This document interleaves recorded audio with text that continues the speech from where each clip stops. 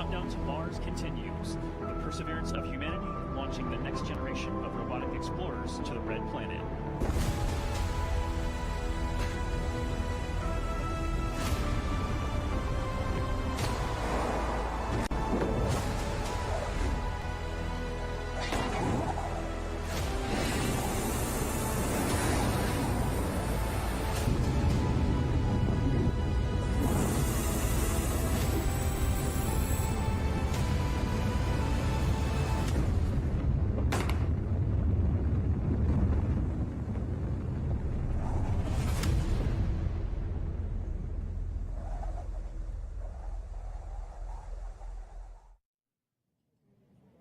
Welcome to NASA's Jet Propulsion Laboratory in Southern California. We are gearing up for NASA's Perseverance rover to touch down on Mars. Happening in an hour and a half from now, the rover will attempt to land in Jezero Crater. It is the most difficult landing site on Mars ever attempted. Thank you for joining us. I'm your host, Raquel Villanueva. In the past, mission team members gathered in our mission control for landings. But this time around, we have COVID safety measures in place. Today's landing will look a little different than what you've seen before. I am in a room by myself, and so is my co-host. Here in the Spaceflight Operations Facility, team members are in different parts of this building. Some are in mission control, others are upstairs for landing operations. We also have isolated rooms for our guests on this show. In total, we have 8 locations covered by 14 robotic cameras that you will be seeing. One of those locations is the dark room, the heart of NASA's Deep Space Network. Think of it as a giant communication switchboard. This is where spacecraft phone home to us from across the solar system and interstellar space. The Deep Space Network has been tracking Perseverance since it left Earth. And there are lots of ways you can watch landing today. We have a 360-degree camera inside the control room. It lets you experience the landing right along with the team while seeing this broadcast. We also have the clean feed. It shows an uninterrupted view of mission control and audio. También tenemos un programa en español. To tell us about it is host Diana Trujillo, who also works on the mission. Thank you, Raquel. We're so excited to be the sister live broadcast in Spanish. Sintonízate nuestro programa en las redes sociales de Twitter, YouTube y Facebook en la NASA en español para que nos acompañes a un tour virtual de la NASA con entrevistas con astronautas, con participación de artistas, con entrevistas con científicos e ingenieros de Perseverance, con Plaza Sésamo y mucho más. Te esperamos. Gracias, Diana. And don't forget, we want to see how you are watching the landing today. Use the hashtag Countdown to Mars to send us your photos and videos. To preview what interviews are coming up is my co-host from the JPL News office, Marina Jurica. Thanks so much, Raquel. The excitement is building behind me right here in Mission Control as we count down to the Perseverance landing. We will be talking to some of the many people who made today possible, from scientists to engineers on the Mars 2020 Perseverance rover team to folks from NASA headquarters giving us a look into the future of Mars exploration. A little later, we will also be speaking with the students who named the rover and the helicopter. Inspirational stories as we prepare for another landing on the Red Planet. Back to you, Raquel. Thanks, Marina. Let's give a shout out to the students around the nation learning about Perseverance's mission to Mars with their teachers. We're happy you're with us on this exciting day. Later in the show, we will be answering some of the questions you submitted through your classrooms. Landing on Mars is complex. The team will be calling out milestones as they happen. It's fast-paced, and you'll hear lots of technical terms. To help us translate and explain what is going on in Mission Control is Swati Mohan. She is part of Perseverance's landing team. Thanks for guiding us through landing today, Swati. Hi, Raquel. I'm happy to be here today. So, Swati, what is the status of the Perseverance rover right now? So Perseverance is still in space right now, about 9,000 miles from Mars. So far, she is healthy and on course. And it takes time to send signals between Earth and Mars. Can you let us know how that affects the information you are seeing? So Mars is about 127 million miles from Earth right now. That means it takes about 11 minutes from light to travel from Mars to Earth. So all the information that we receive from Perseverance actually happened 11 minutes ago. So the round trip is 22 minutes for us to send a command to Perseverance and hear back on the ground that she's received that command. This is what we call two-way light time. That's good to know. And can you tell us who else is in the room with you right now? The operations team is split into two different areas. Here in the cruise mission support area, we have primarily the team that has been flying Perseverance from Earth to Mars. You'll see the placards with the roles of each of the people by their stations. Some of the people you may hear talking today are the flight director, who is the conductor of our operations orchestra here, the entry, descent, and landing activity lead, who is a member of the landing team tasked with understanding the execution of entry, descent, and landing, and then also the telecommunications and entry, descent, and landing communications engineers who will be monitoring the signal from Perseverance through the different paths that we have. Upstairs, in what we call the war room, we have almost the entire entry, descent, and landing operations team. And then across the hall from them, we have the surface mission control room, where the surface operations team is ready and waiting to take over as soon as Perseverance's wheels touch the ground. And you have been part of this mission for years now. Can you tell us what have you been working on? I've been working on Perseverance for almost 8 years now as a guidance, navigation, and control engineer, working primarily on entry, descent, and landing. One of my big tasks was to help with terrain relative navigation. Perseverance will be the first mission to fly terrain relative navigation. So while she's descending on the parachute, she'll actually be looking at the ground with a camera, seeing where she is with respect to the Martian surface, and choosing a safe spot to land that she can get to. After so many years of working on the mission, it's an honor to be here today as the mission commentator. We're happy to have you here. Thanks, Swati. We'll be checking back in with you in just a few minutes as Perseverance approaches its next milestone. Sounds good. But for now, let's learn more about the rover's mission once it lands on Mars. You know, Mars is the closest place that we can reach with robotic exploration that we think had a really good chance of having ancient life. The Perseverance rover will land at a location called Jezero Crater. Jezero Crater is a very interesting place. It's a crater that once held a lake. There are a lot of craters on the surface of Mars that could have once hosted ancient lakes, but not every crater that we think had a lake actually preserves evidence that that lake was there. It had an inflow channel and it had an outflow channel. That means it was filled. The crater was filled with water. In Jezero, we have probably one of the most beautifully preserved delta deposits on Mars in that crater. This is a wonderful place to live for microorganisms, and it is also a wonderful place for those microorganisms to be preserved so that we can find them now so many billions of years later. There is no other place on Mars that has the unique combination of a lake setting, a beautifully preserved delta, and the diverse mineralogy that we have in Jezero Crater. So it's truly a special landing site. The major goal of the Perseverance mission is to investigate astrobiology on Mars, and in particular, to address the question of whether life ever existed on Mars. The Perseverance rover starts with a design that's very similar to Curiosity. We've added to it a whole new set of science instruments, and these science instruments were purposefully selected to help us in the search for biosignatures. We're going to be taking microphones with us. For the first time, we're going to have that human sense on another planet. Perseverance carries with her a grand experiment in spacefaring technology, a helicopter, the name of which is now Ingenuity. One of the major upgrades that Perseverance has from Curiosity is that it's able to self-drive for a distance of up to 200 meters per day.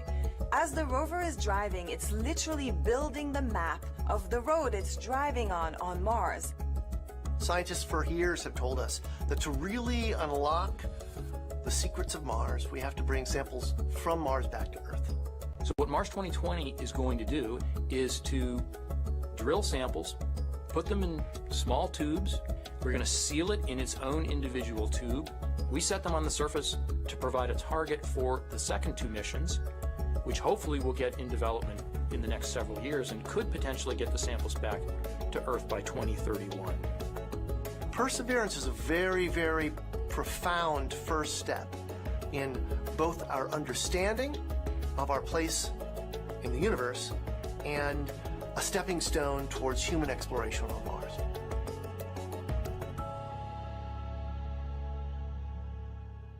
You are watching live Mars landing commentary, and Perseverance is about to reach another important milestone. Swati, can you tell us what is happening? We are at a milestone where the operations team determines whether they're ready to turn off the transmitter to Perseverance. Turning off the transmitter is like taking your hands off of the wheel. At this point forward, Perseverance would be on her own to execute entry, descent, and landing over 500,000 lines of code. Let's listen in.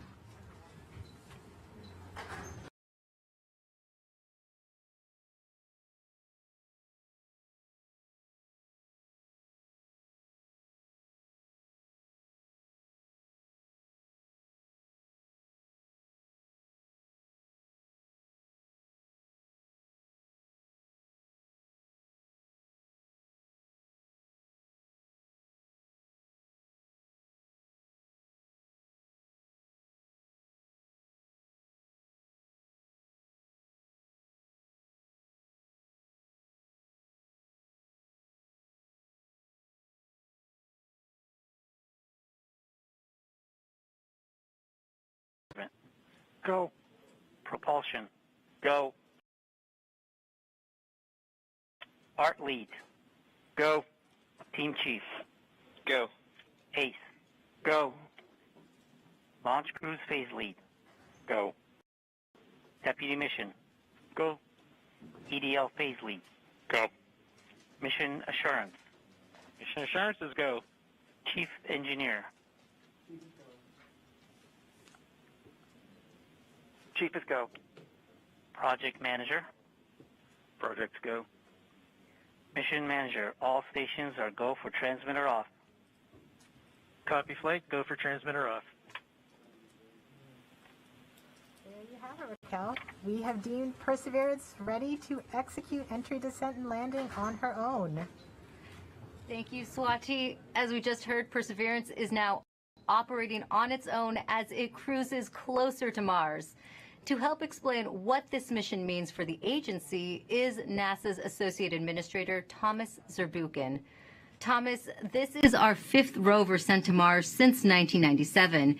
Can you tell us how Perseverance is going to kickstart a new era?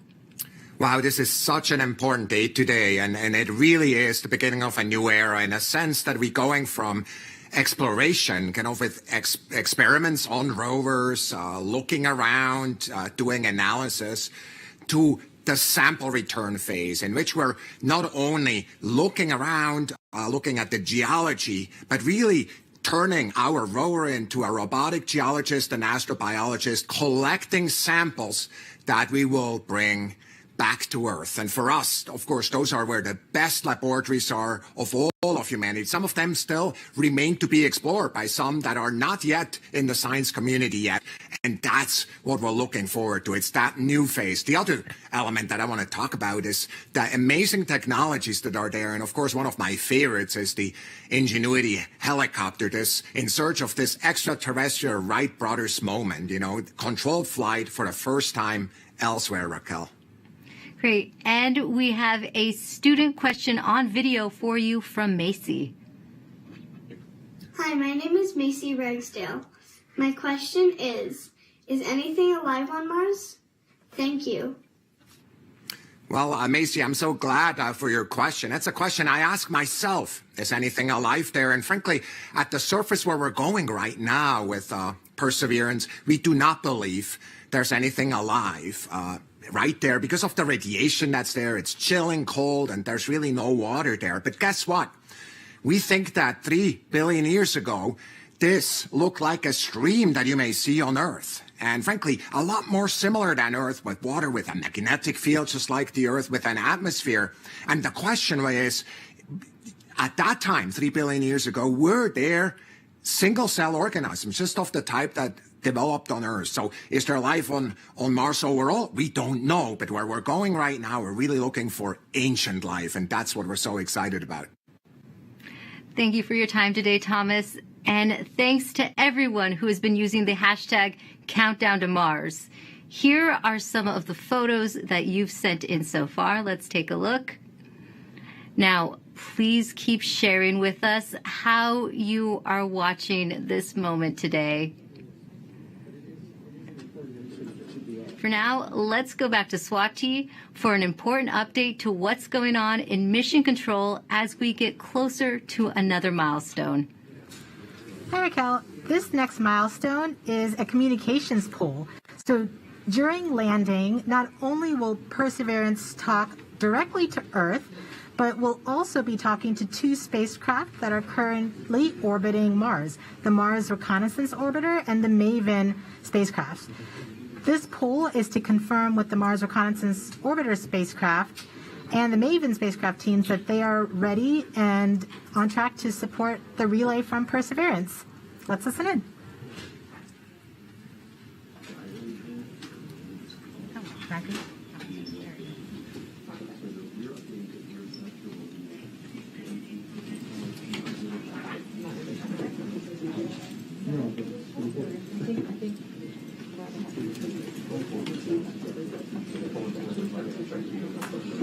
EDL comm flight.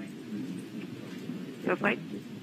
Have you performed the comm check and readiness of the orbiters? We have performed the voice check and the readiness poll and can confirm that MRO, MAVEN, EDA, Radio Science 1 and 2, UHF, DTE, DSN, and EDL GDS are all ready to support. Copy, EDL comm.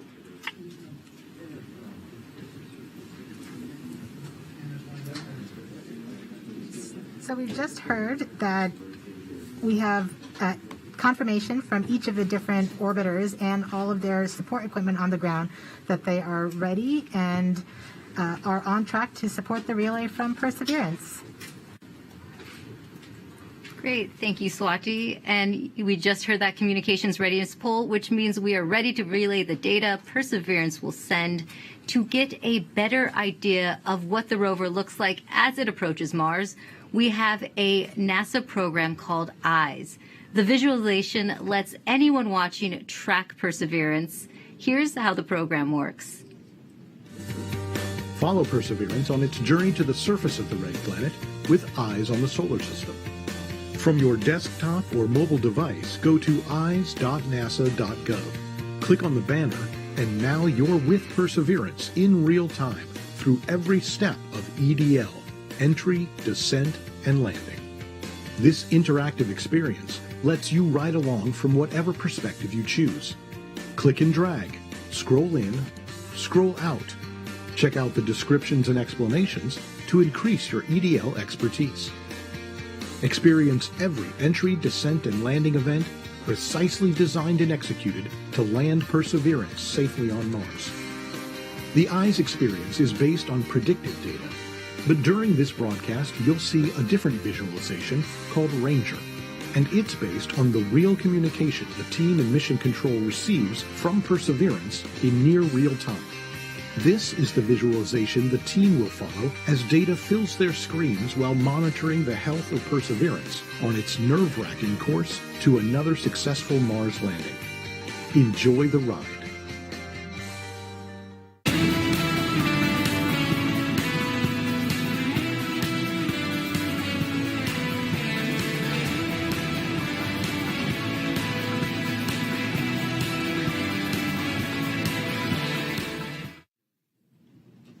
You are watching live Mars landing commentary. Stepping outside Mission Control to talk to us is Perseverance System Engineer Matt Smith.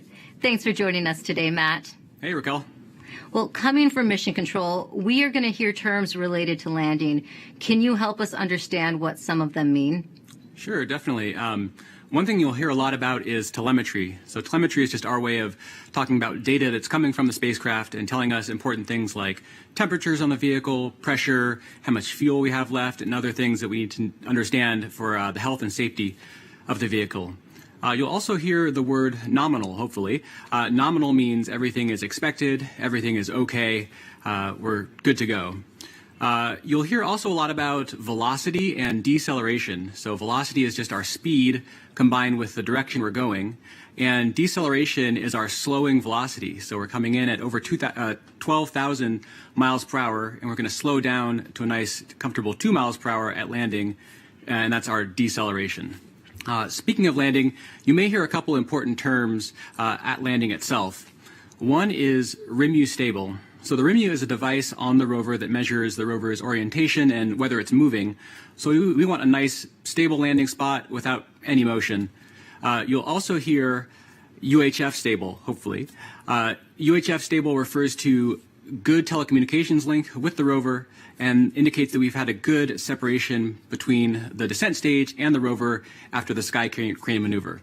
Finally, you may also hear Tango Delta nominal or touchdown nominal. That means we've touched down on the surface of Mars within the expected range of safe landing speeds. Thanks for that breakdown. Now, this is your first Mars mission. What have you learned from this experience?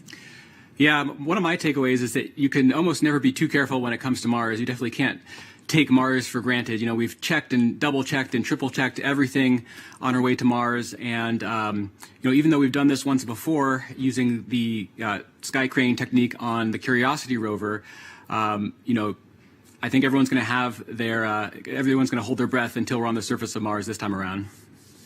And we have a social media question coming in. Nor the Door on Instagram asks, how complicated is the automated landing sequence and who wrote the code?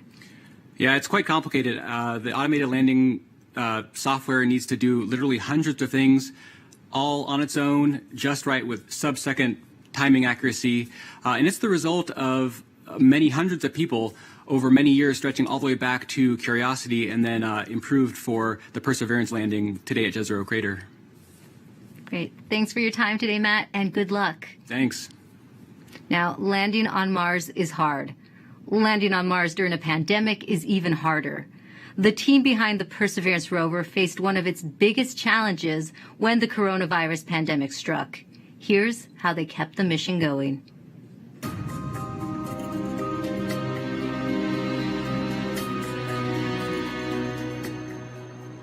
When the pandemic struck, the future was certainly unknown. It was like walking into a blind, dark alley. You didn't know what was there, what was in front of you, what you were going to have to deal with.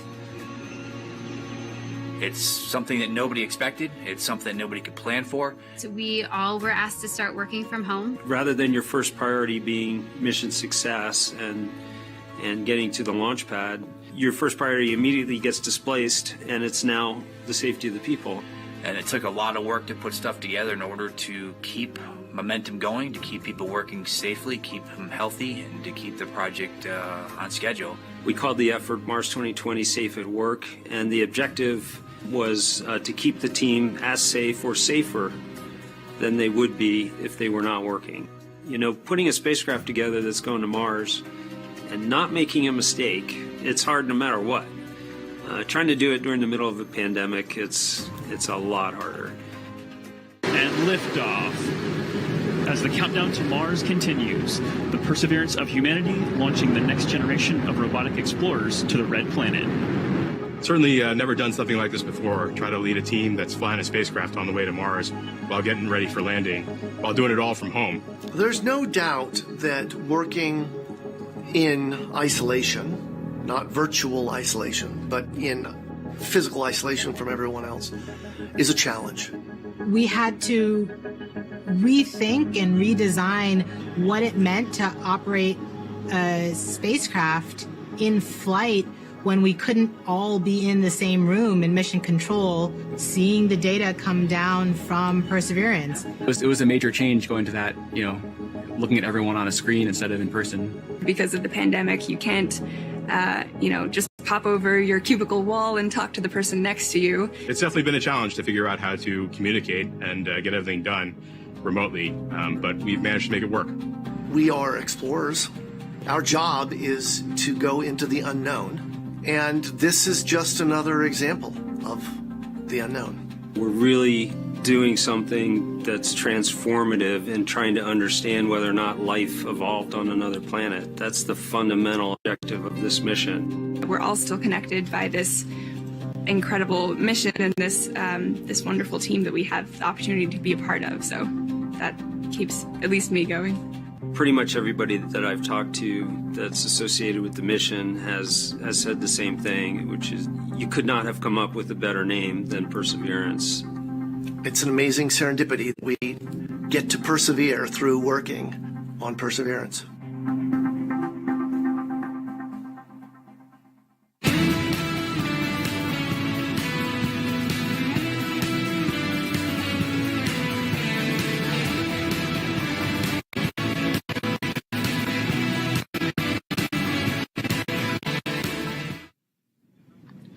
Joining us now is Perseverance Deputy Project Manager Matt Wallace.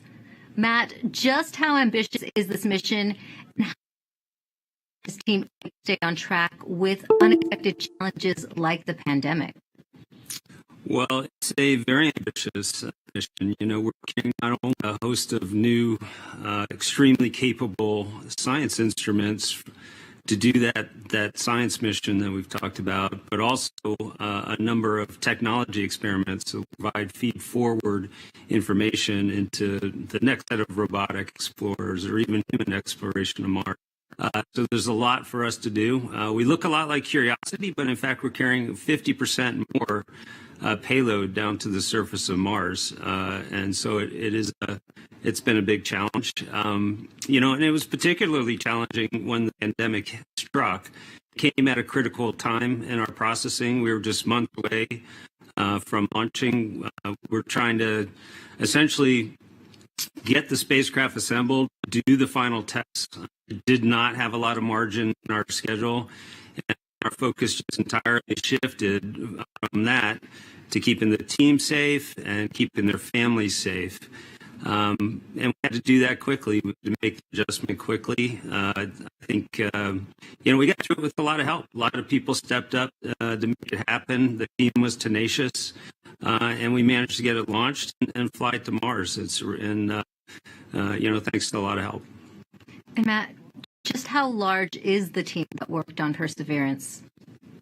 It's a big team. A couple thousand people here just at JPL, in fact, have worked on the mission.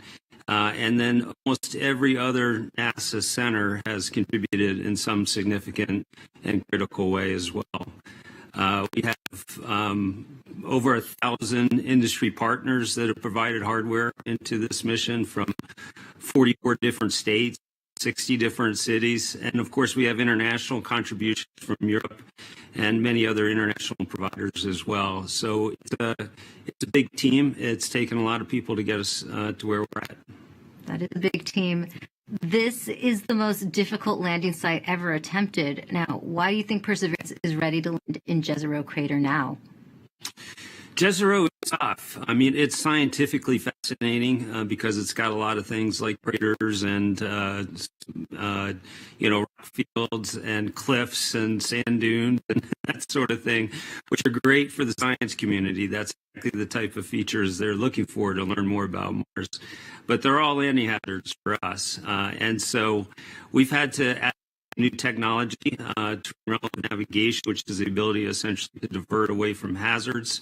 But we have taken this system through the same types of paces that we have in previous missions. We've used the same techniques, the same best practices for engineering verification.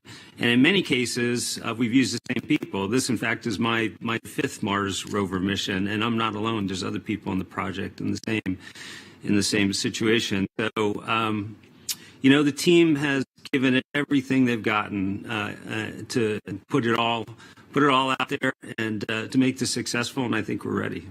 Thanks, Matt, and good luck on your 5th mission. Thank you very much. Well, Jezero Crater is a location on Mars that has intrigued scientists for years.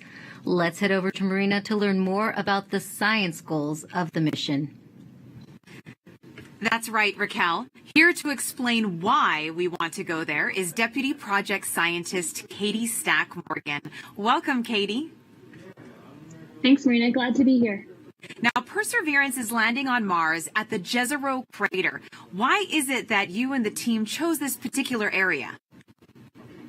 Yeah, so scientists believe Jezero Crater is one of the best places on Mars and possibly the entire solar system to look for signs of ancient life. Jezero contained an ancient lake and has within it one of the best preserved ancient delta deposits on the surface of Mars. And deltas form when a river enters a relatively open body of water, like an impact crater, and deposits the sediment that it's carrying into the lake. And we know based on studies of deltas and lakes here on Earth that they're great places to concentrate and preserve organics and support microbial life. We're also excited because Jezero exposes rocks that are between 3.5 to more than 4 billion years old and represent a variety of different geological processes. Now, this might be a tough choice, but what do you think would be the most rewarding scientific discovery that we expect to get from this mission?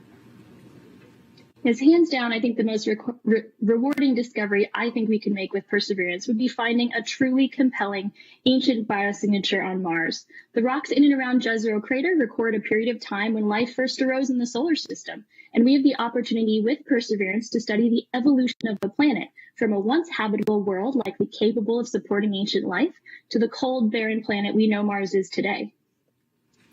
And why do you think, Katie, it's so important to find out if there really is or was ancient life on Mars?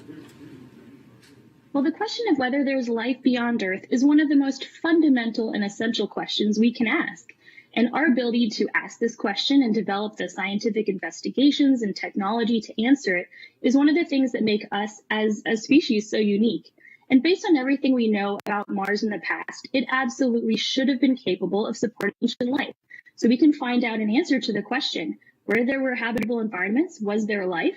And studying the possible emergence of life on ancient Mars can also help us better understand the conditions that led to life on our own planet.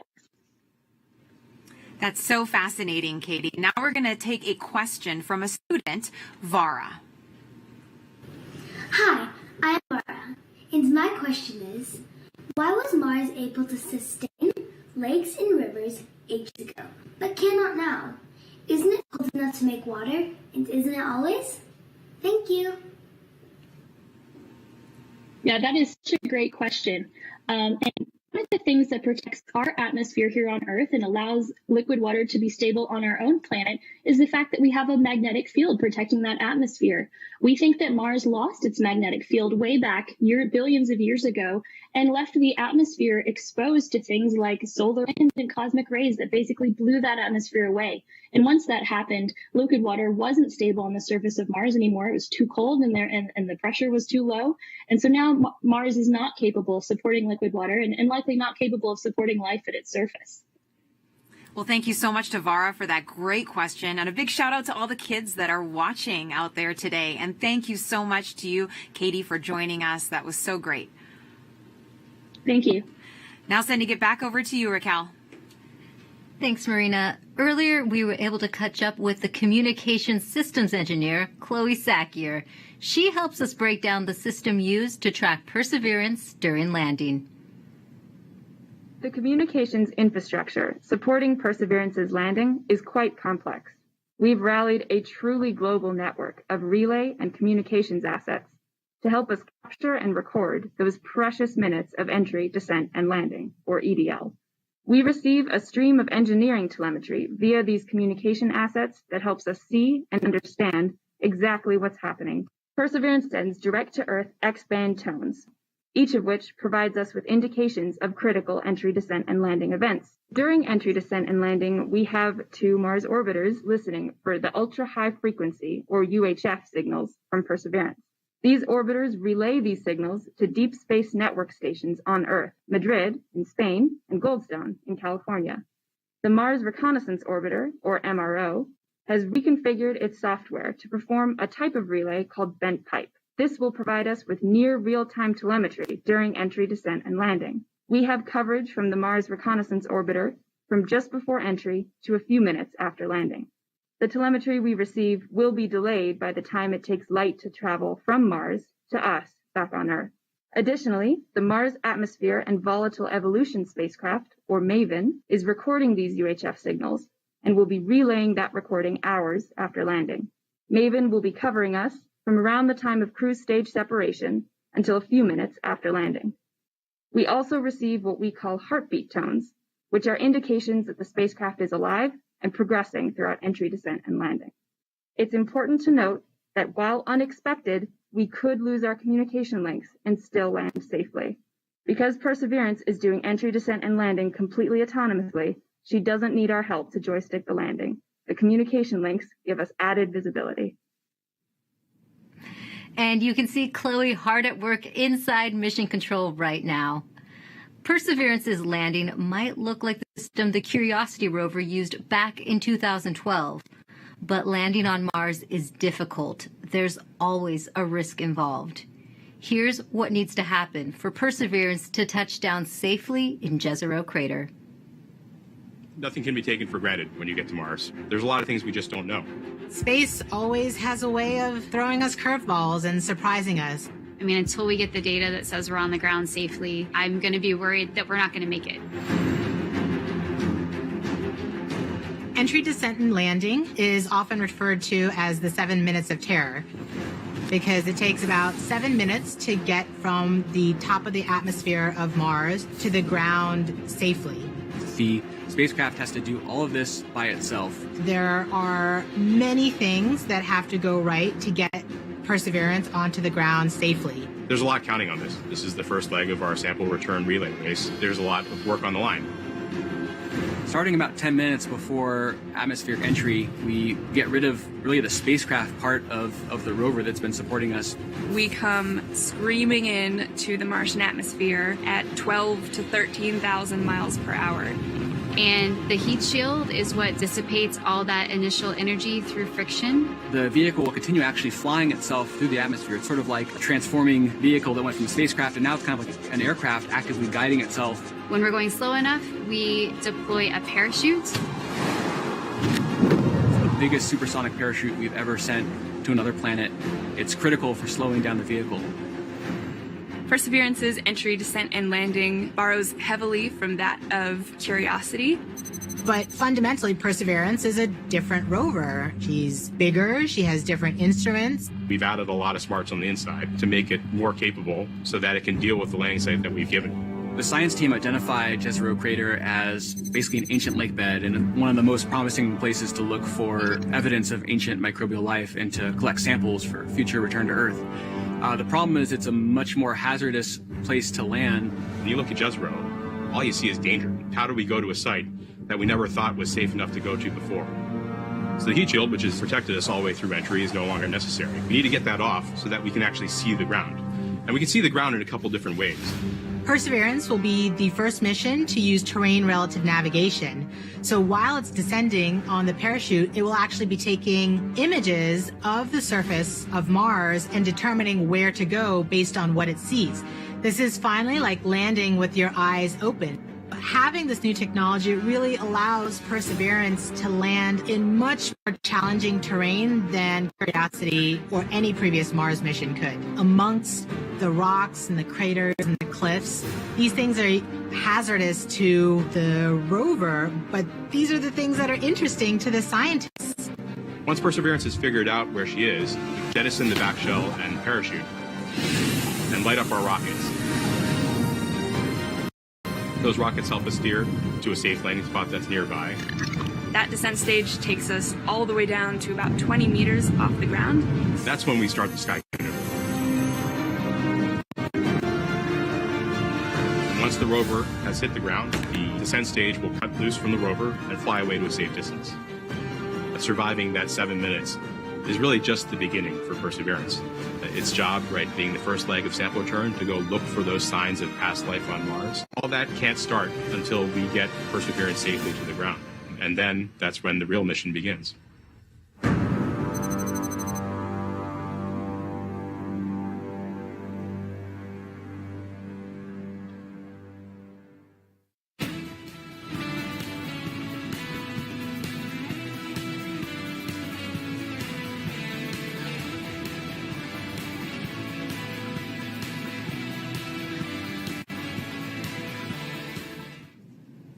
With us now is Al Chen. He is Perseverance's entry, descent, and landing lead.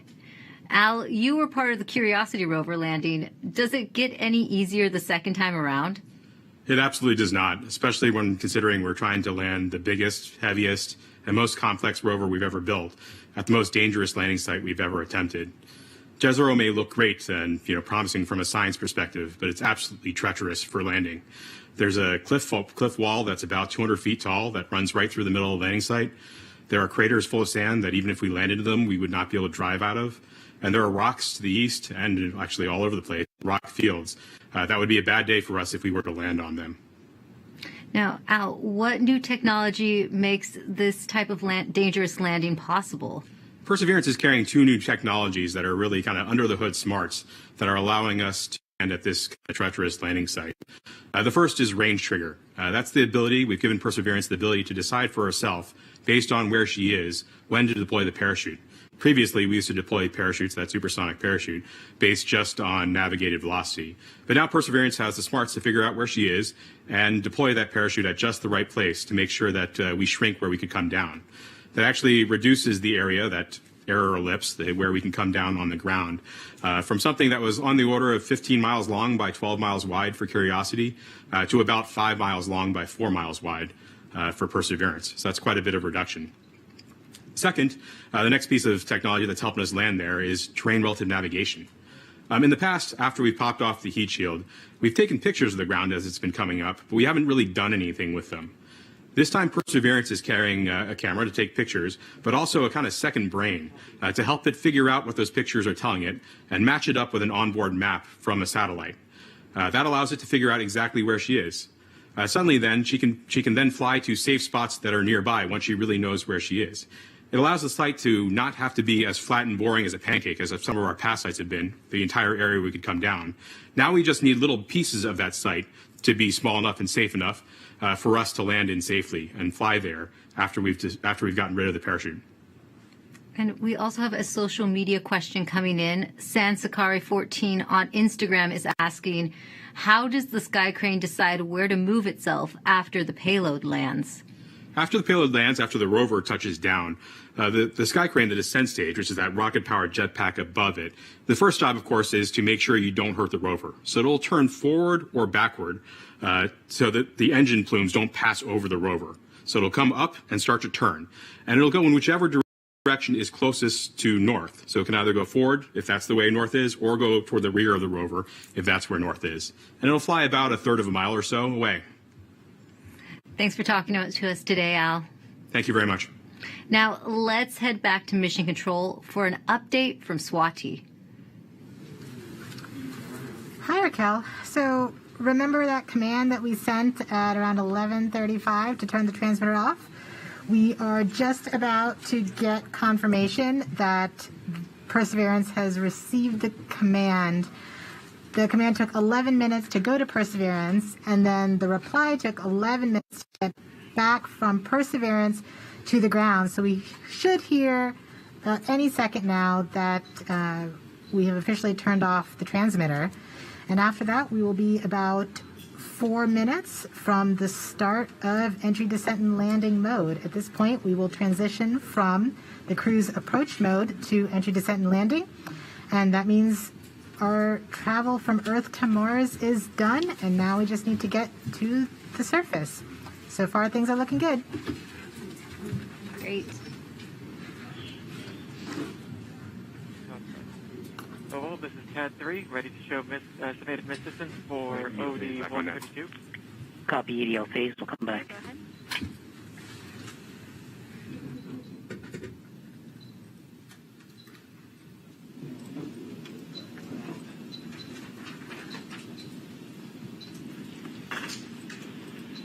Flight Ace.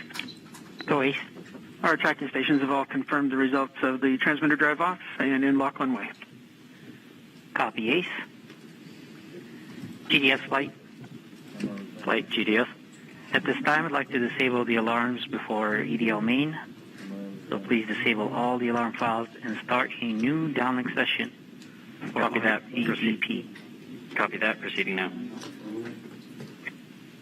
Confirmation that we are now officially one way and the transmitter is off.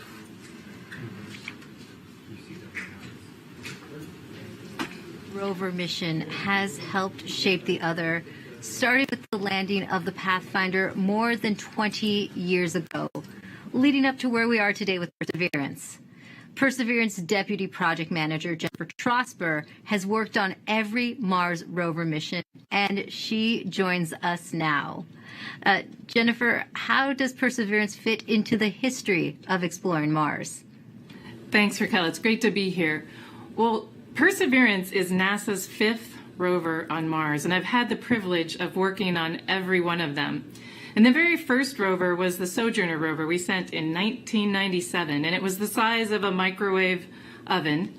And even at that small size, Sojourner was able to transform the way that we explore Mars, from stationary landers to small roving robots that go from place to place, just like a geologist would on Earth.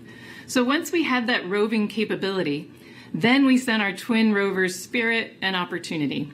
Spirit and Opportunity were tasked with finding evidence of ancient water on Mars.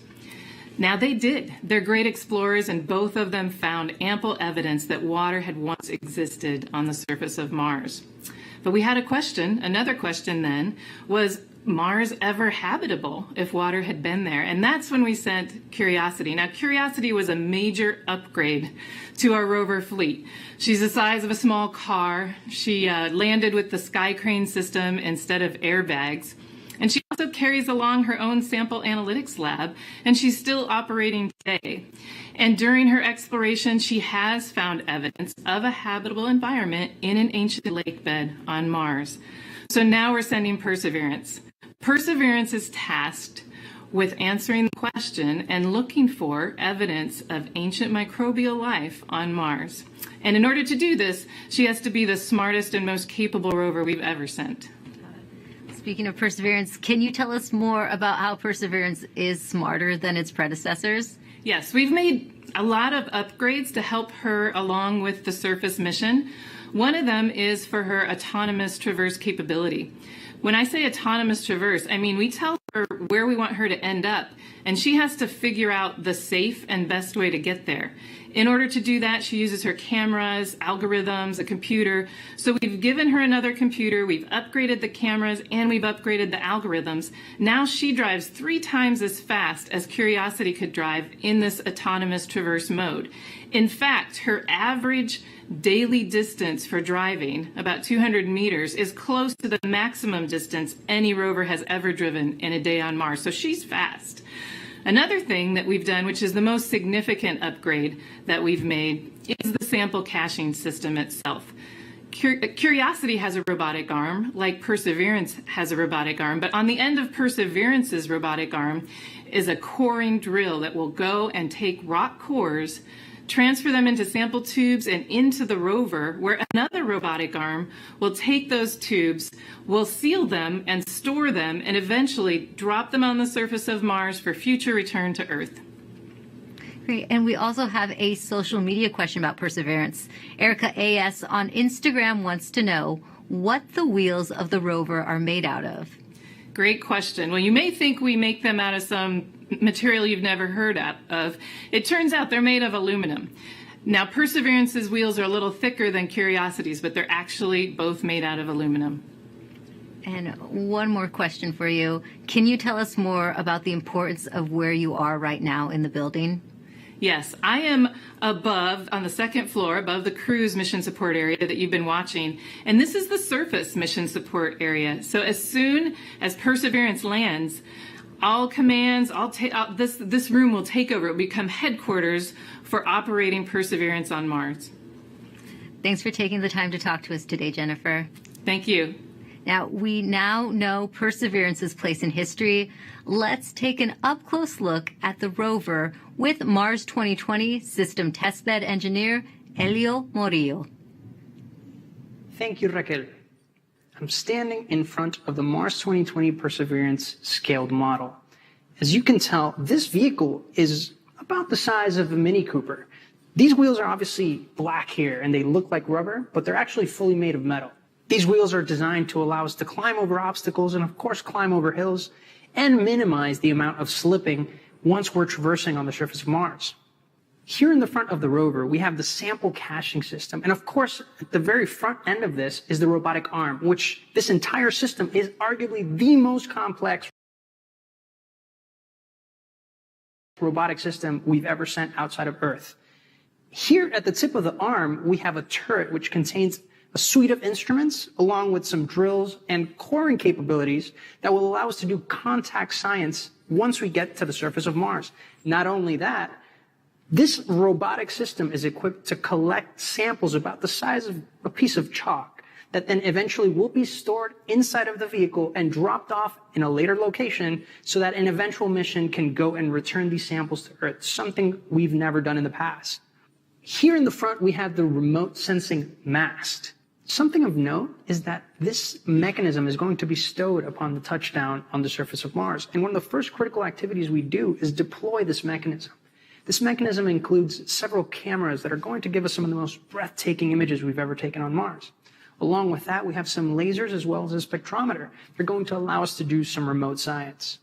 Here you see some of these extrusions that are part of the larger weather suite of instruments that will allow us to characterize the local climate around Perseverance. So that's a quick tour of the rover, but I got to get back to work. So back to you.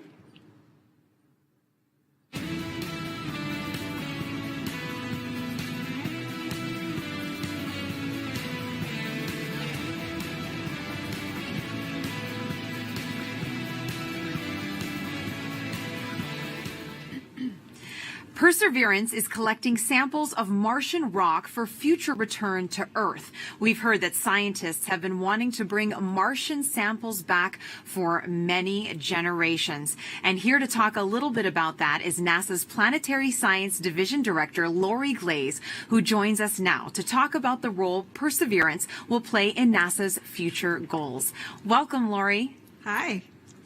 Now, as you just heard, we've heard that scientists have been wanting to bring back these Martian samples for a very long time. Why do we need to bring them back? That's really a great question.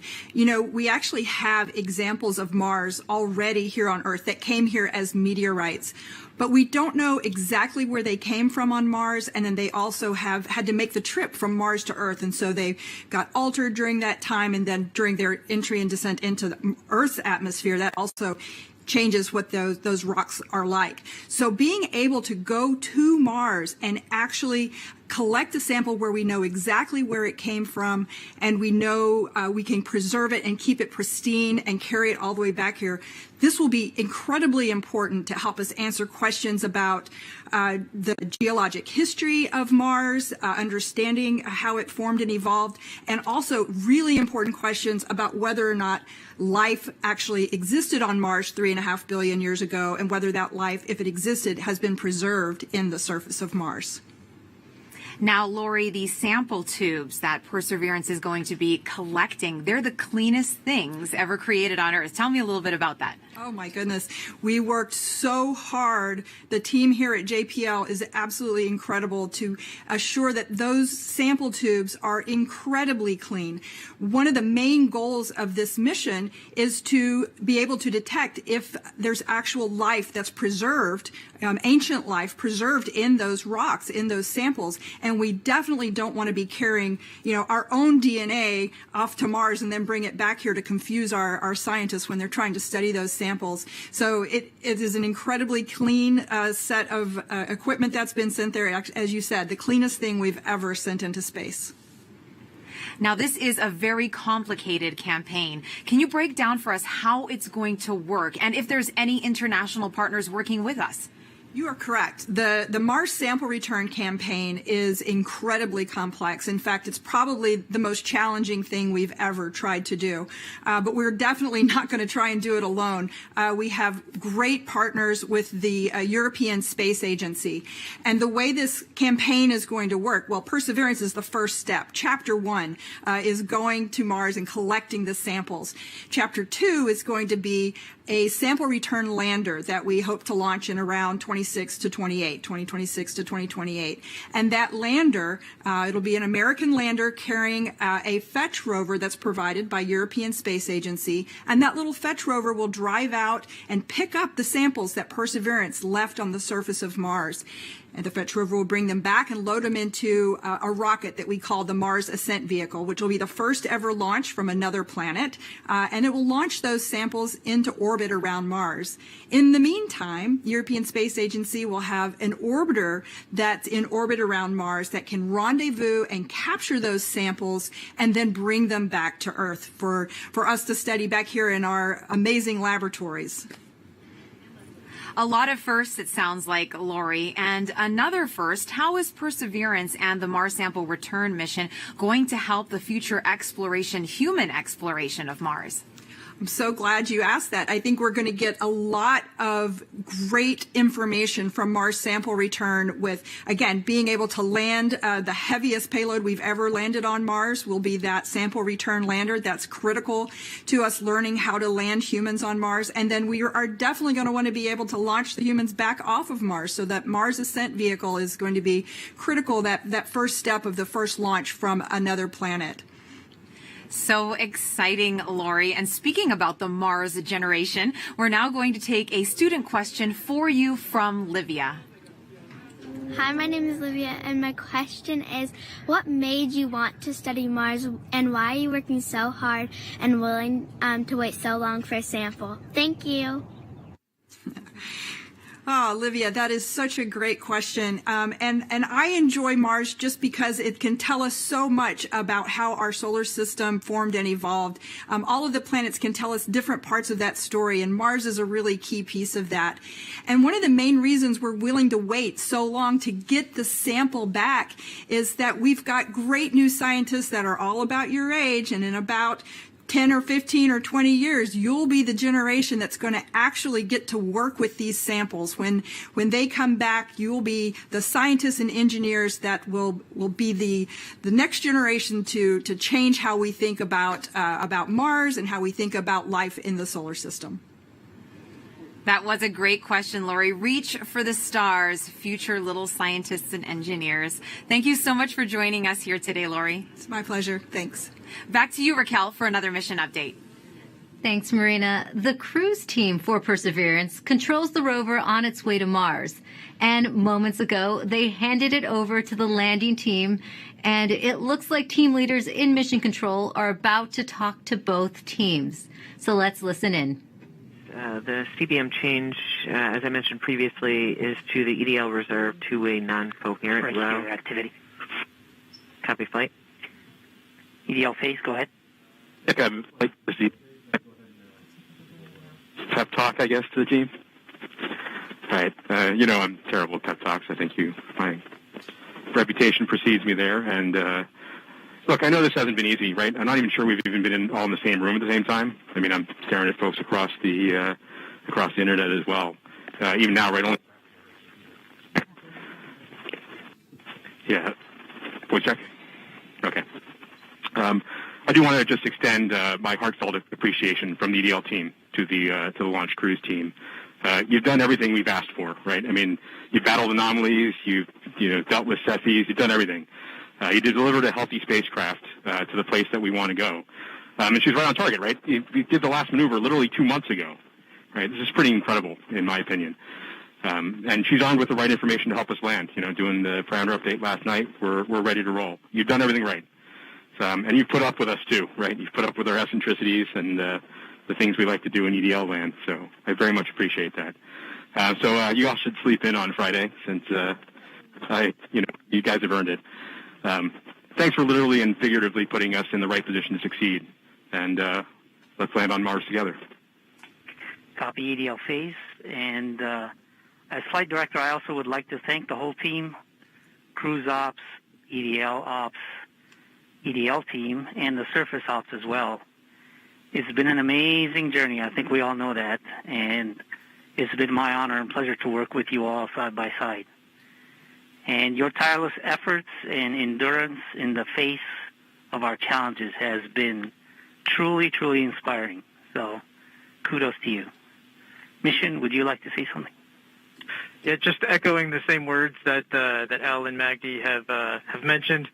You guys have overcome great obstacles in the last 6.5 months, and it started with an earthquake in this room on launch day at L-minus 20 minutes. So I can't be more proud than all of the achievements that you guys have pulled off in the last 6.5 months. Whatever happens in the next hour and a half, you can be proud of the achievements that you've accomplished so far. I look forward to seeing you on the other side. And I only wish that the rest of our team could be sharing this moment with us. This is a very unusual event.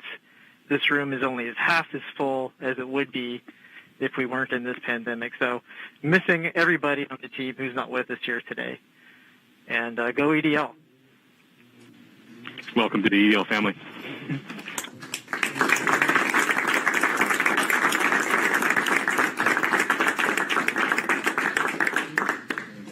And with that, Godspeed Perseverance.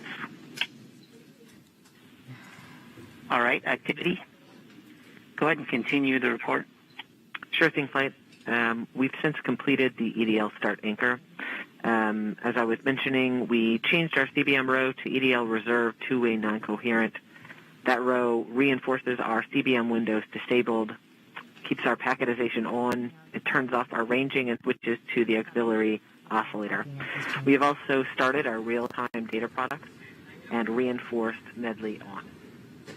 At this time, we just heard Perseverance team leaders thank the cruise team for their work in guiding the rover to Mars. Now, did you know the rover name and Mars helicopter name came from students? Well, a couple weeks ago, Marina was able to catch up with them. Thanks, Raquel. Earlier this year, NASA and our partners held a nationwide essay contest to name our Mars rover.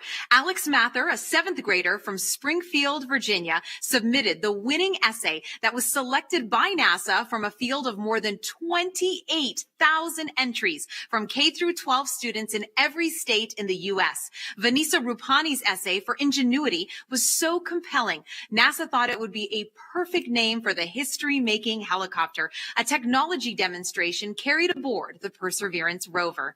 Alex and Vanessa join us now. Welcome, you guys. Hello, space nerds. Hi. Now, you got to go to Florida and watch the launch live back in July. Alex, what were you feeling as you saw that rocket launch into the sky? I read a lot of books written by astronauts, and every single one of them always talks about the raw power behind the space launch. And I definitely feel like watching the launch invoked that sense of inspiration mixed with anticipation, along with that rumble in my chest. That's very inspirational, and I'm sure that you have had many conversations with your classmates since this all began. Now, what kind of questions have they asked you? I got some people asking me about what this helicopter is, what this rover is, what are they actually going to do. So I love that this whole experience sparked a greater interest in the mission in my community. Why do you think it's so important for kids to be inspired by space exploration? Because space is the future, and kids are the future. Learning about space and watching the story of humanity spread to the stars happen is watching the future happen and seeing history unfold. The best way to keep our home safe and protect our planet is to learn from the worlds around it. So I think it's really important for the next generation of scientists to be engaged in that type of exploration to make our home the best place it can be. Now, speaking of the future, what has your life been like since naming the rover and helicopter? Has it sparked any future aspirations for the two of you? Oh man, I am currently applying to a science and technology school for high school. I'm hoping for a NASA internship sometime along the way, with my ultimate goal being to join the incredible team of scientists and engineers who are about to make this happen. This whole experience has definitely shown me that I want to go into the space industry. I came home from Florida, did all my college applications, and checked aerospace engineering on all the boxes. I mean, the whole time we were there, I was thinking, why would anyone want to do anything else? So true. And the best of luck to both of you. Thank you so much for joining us here today, Alex and Vanessa. Thank you for having us. Thank you so much. I had a great time. Now, your essays, as well as the top 155 finalist essays, are riding on the Perseverance rover, along with nearly 11 million of the names from all over the world that were submitted before launch. And if you miss the chance to get your name on Perseverance, then you will get another chance to reserve a spot on the next mission to Mars. So make sure that you sign up now at mars.nasa.gov for your boarding pass. As virtual celebrations are happening all over the globe, let's take a look at some of your submissions on our social channels, showing us how you're celebrating the Perseverance landing right now. And remember to hashtag Countdown to Mars and send those in. We would love to show them off.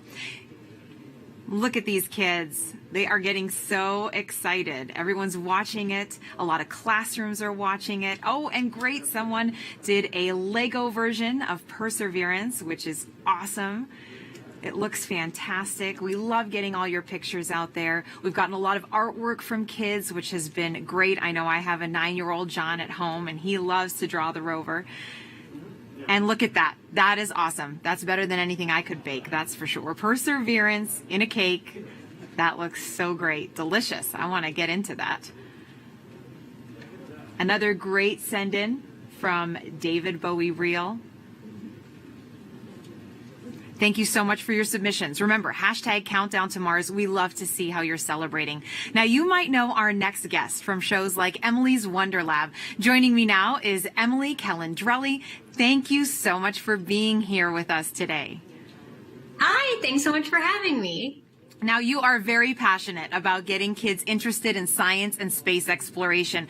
Why do you think kids are so excited about space?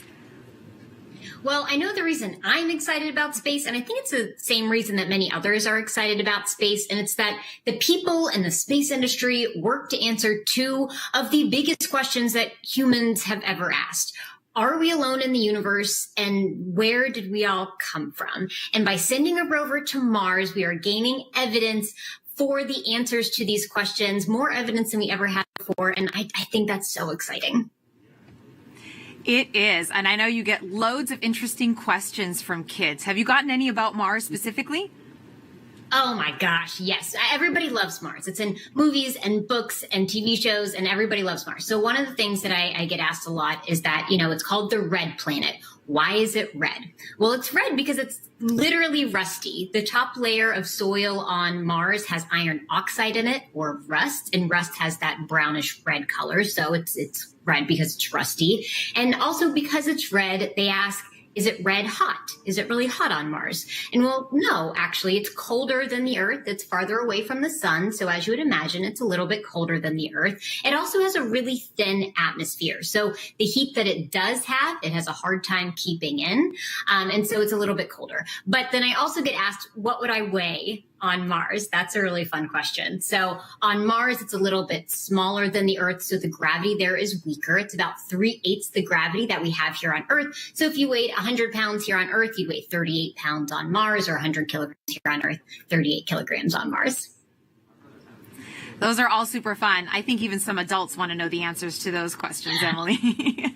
Now, why do you think it's so important to educate kids about science and give them that great foundation? Well, science is the language of nature, and learning about science and learning how to think like a scientist means you are learning how to systematically seek out truth in the world. You are learning the scientific method. You're learning how to be a critical thinker. And honestly, those skills are great for whatever you end up wanting to do in life. True. If you want to be a scientist or an opera singer, that holds true. And what are you most excited about today? I mean, humans are launching a robot to Mars. That doesn't happen every day. I think in all of the hecticness that is going on today and all of the nerves, I just, everyone can take a moment to... Here, anxious, worried, but very hopeful. Rob, I have a question for you. There is a landing tradition at JPL that involves eating peanuts for good luck. Can you tell us how did that start? Yes, it started in the mid-1960s. What happened was we had a series of missions that had failures. The Ranger program in the early 1960s, one after another, failed. And what happened was one day a fellow by the name of Dick Wallace on Ranger number 7, on the 7th attempt, decided to bring peanuts to the ops area just before the launch. And guess what? That mission worked. Now, we're not supposed to be too superstitious. We're engineers and scientists after all. But we love tradition. And ever since then, before launch and before critical events like entry, descent, and landing, we have brought out peanuts and shared them with the team. And it's been really a wonderful little experience. And so this is something we will do. We're doing right now. And it's something that we just can't help ourselves. It's just part of the experience. Well, speaking of the experience, how did the Perseverance team keep the tradition alive this year? Well, this year we're passed out little packets of peanuts to the team, and they can sneak one peanut in their mouth as part of to keep the tradition alive. But this is part of the COVID experience, but we can't leave this one undone. So this is what we're doing, and this is going to help us land safely. All right. Thanks, Rob. I have some questions for you a little later on, but we're heading back to Swati Mohan, who is part of the landing team. She'll be calling out key milestone and events as they happen from Mission Control. So let's listen in right now. So right now we're still about 20 minutes from entry, and the EDL phase is giving a last-minute confirmation of what will be happening in the upcoming changes to the vehicle, just to remind the team. This will allow us to steer our trajectory as we make our way through the atmosphere. This is one of the things that allowed MSL, the Curiosity rover, to land where it did. And we're depending on the same type of entry guidance this time around to help get us very close to our target.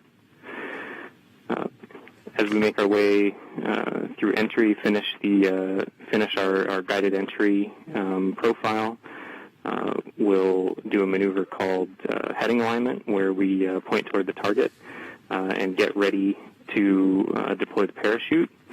But before we deploy the parachute, we need to get rid of a set of balanced masses that have been giving us a center of gravity, or CG offset, throughout the guided entry phase. So these are called the entry balance masses. We also call this maneuver SUFR, S-U-F-R, or straighten up and fly right. So we'll go ahead and eject those masses when we get a trigger from the GNC system telling us that we're at the appropriate range to the target to do so. As soon as we deploy those, we will no longer have a CG offset, and we'll be ready to deploy the parachute 17 seconds later.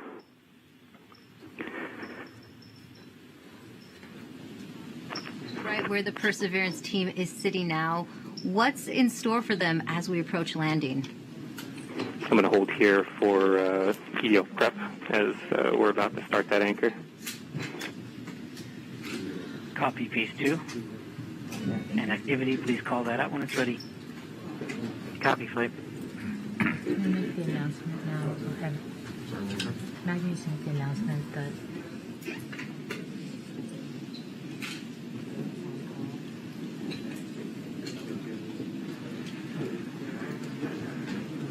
All right.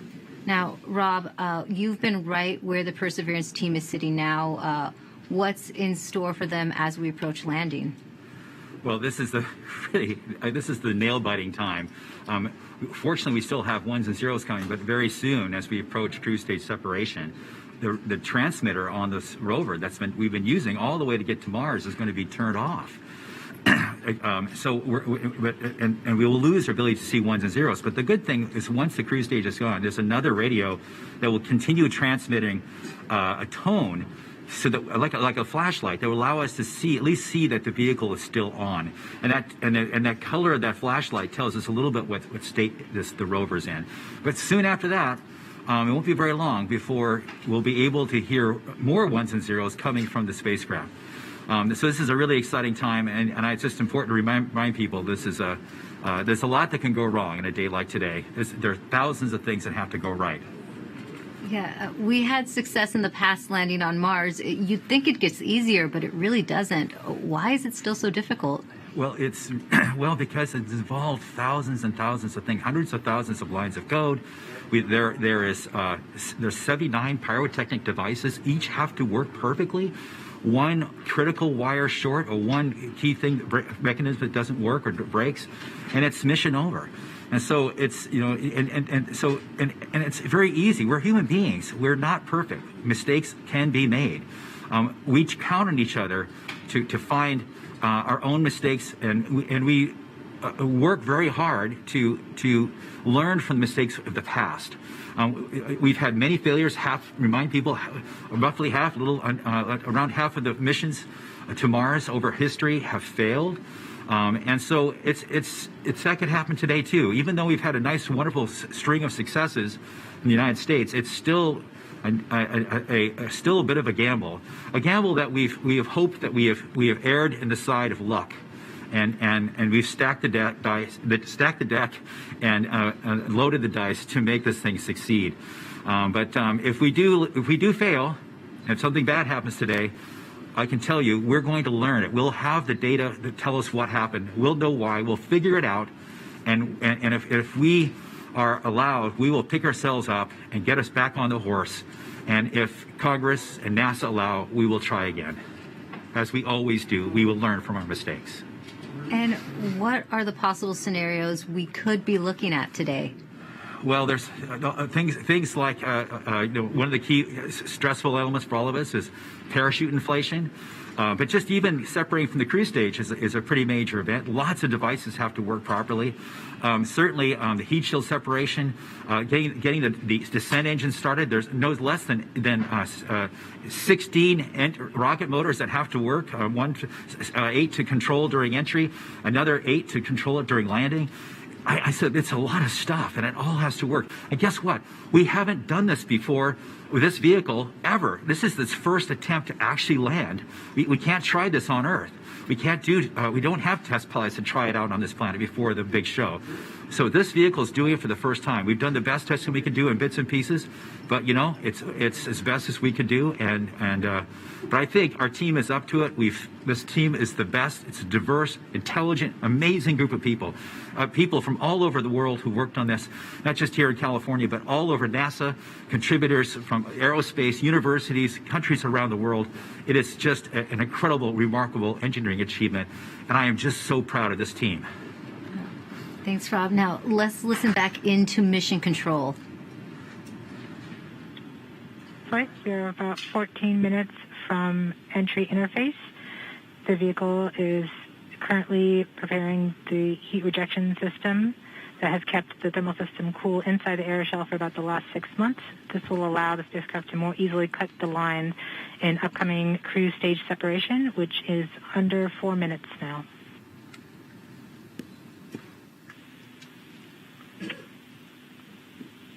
We have now enabled the Rover Pyro Bus. That's the pyrotechnic system that's going to powering off the cruise stage devices. And these are the things in the cruise stage that we no longer need. With the pyrotechnic system working, we can explode the devices. The vehicle is preparing for the upcoming cruise stage operation in about 3 minutes 15 seconds by powering off all the devices on the cruise stage in order that they can be safe once the cruise stage is jettisoned. Yeah, this cruise stage has been very reliable. We are firing our first pyros to vent the HRS liquid and gas. This has been the coolant that's kept their vehicle from getting too hot on the way to Mars. We have to vent it into space. And this is one of the first major events that take place as part of entry, descent, landing. The HRS vent anchor is complete. Yes. We will see the next anchor in approximately 3 minutes. Okay. We are currently 12.5 minutes from entry interface. We are coming upon cruise stage separation in 2 minutes and 20 seconds. What's happening now, Rob? Okay, well, we're just waiting. The rover is completely in charge. It's doing all the things we've taught it how to do. It's all built into the software. We've tested it over and over and over again. This team has spent 24 hours a day, 7 days a week, testing this thing for years. And so this is really the culmination of all that work. So this vehicle is getting ready to push that cruise stage away. Once it gets pushed away, the entry system with the rover inside, with the rover still in charge, is going to get ready to take the vehicle, turn it to the right orientation, and aim it to Mars and prepare for entering the atmosphere.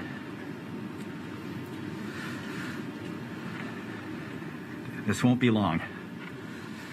Be prepared for this event. We're about 1.5 minutes from cruise stage separation. About 11 minutes, 20 seconds from entry interface. Okay, so it's about 10 minutes from cruise stage separation till entering the top of the atmosphere. From then on and out, things happen We are switching fast. to MFSK tones. Telemetry will have stopped. Telecom is confirming that the spacecraft has switched to broadcasting tones. These tones are received directly from Perseverance, but have very limited information content. We won't receive real-time information until about 9-10 minutes from now, once the Mars Reconnaissance Orbiter starts relaying information from Perseverance. We are under a minute from cruise stage separation, about 10.5 minutes from entry interface. It's getting exciting. I have to admit, I am quite anxious, but very hopeful that this machine is going to do what we asked it to do. We are seeing the heartbeat tones. Okay, that means that there's no more ones and zeros coming. It's just the vehicle telling us it's still alive.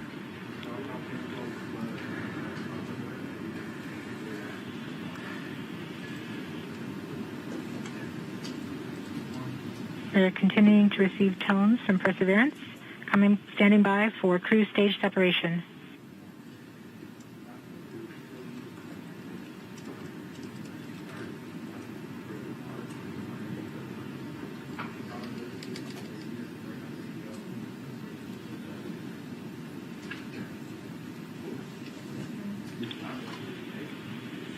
We have indication that cruise stage separation has been confirmed by the spacecraft. We're off on a good start. In about 1 minute, Perseverance's landing software will wake up and begin the final preparations for entry.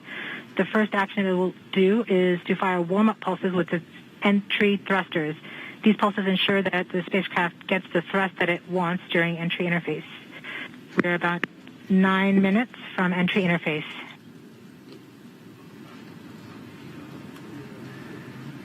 Okay, so now the vehicle's on its own. It's turning itself into the direction of facing the heat shield toward Mars, and will eventually hitting the top of the atmosphere. We're not far away. This is going to go very quickly from here on out.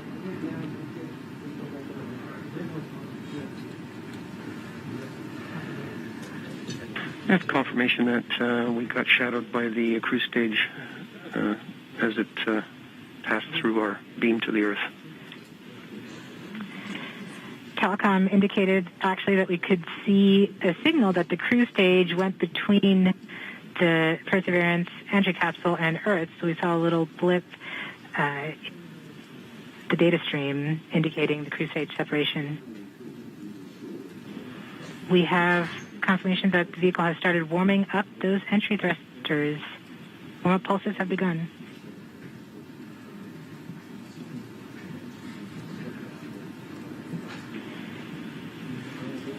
At this point, the spacecraft is trying to stop its spin from the cruise 2 revolutions per minute down to 0, and then will turn to its desired orientation from entry. It will separate the 2 balance masses that have kept it balanced during all of cruise. This will allow the entry capsule to have lift when it enters the atmosphere. We have confirmation that the spacecraft has turned to the desired entry attitude. We are about 7.5 minutes from entry interface. Okay, the vehicle is pointed in the right direction. thrusters are warmed up and doing their job. And now we've spun down from the 2 revolutions per minute that the vehicle had the whole way to Mars. It was a spin-stabilized spacecraft. And then from here on out, it's going to just be a bullet, and it's going to control its orientation and attitude via rockets on the back of that back shell. Points carrier lock. The DTE from Radio Science from Green Bank reports carrier lock. Do you see the carrier on the downlink?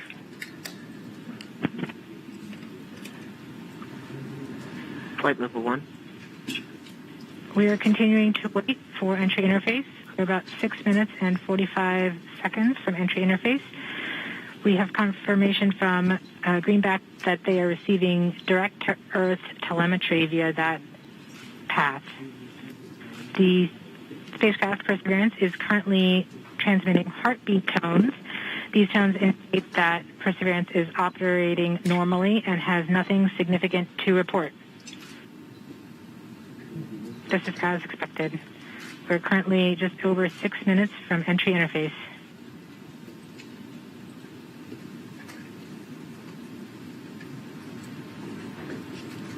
Okay, and now we wait.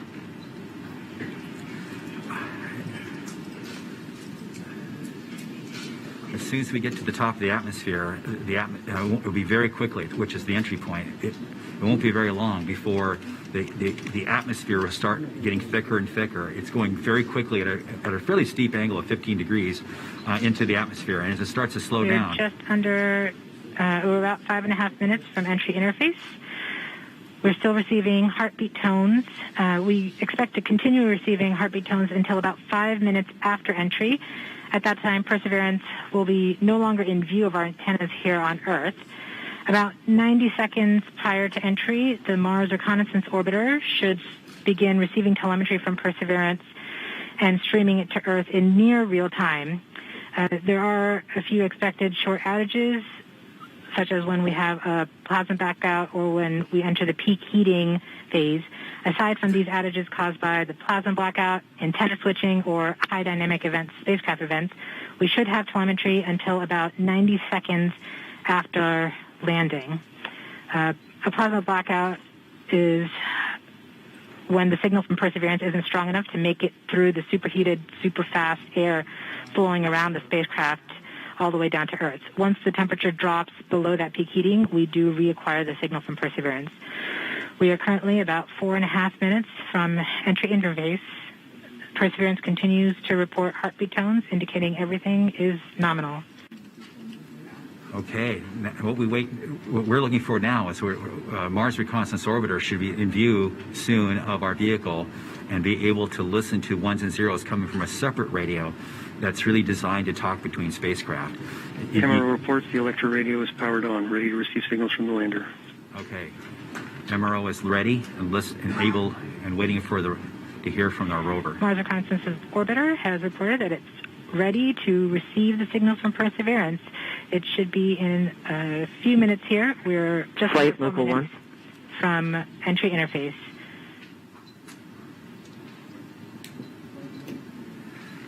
We don't need these ones and zeros, as Swati said, but to land safely. But we really need it for our own health and well-being today to keep our nerves under control. But around this time, a second spacecraft, Maven, should begin picking up telemetry from Perseverance and will continue to record that telemetry until several minutes post-landing. We won't get that data for several hours after landing as it's being recorded and then will be forwarded to Earth later. We are continuing to receive heartbeat tones, indicating that everything is nominal. We're currently at about 3 minutes until entry interface. Okay. Very soon we'll be getting ones and zeros, I hope, from our radio on the rover.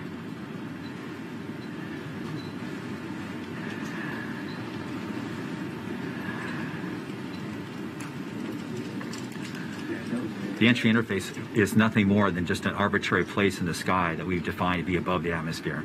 But from that point on, there's definitely atmosphere, and above it there isn't. We are 2 minutes from entry interface. Perseverance is also transmit heartbeat tones, indicating everything is nominal. So the tones can tell us whether something is bad or not is happening. So far the heartbeat is doing well. So the vehicle thinks it's in good shape to land, which is a great sign.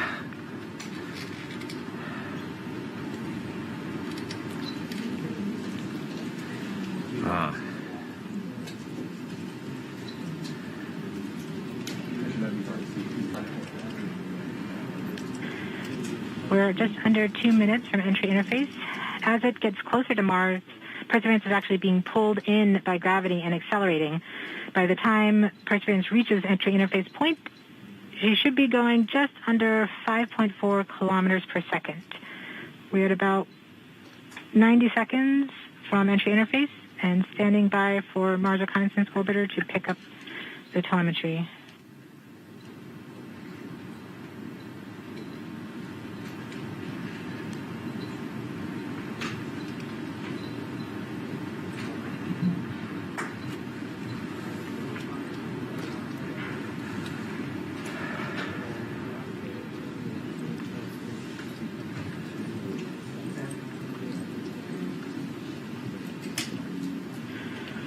We are 1 minute from entry interface.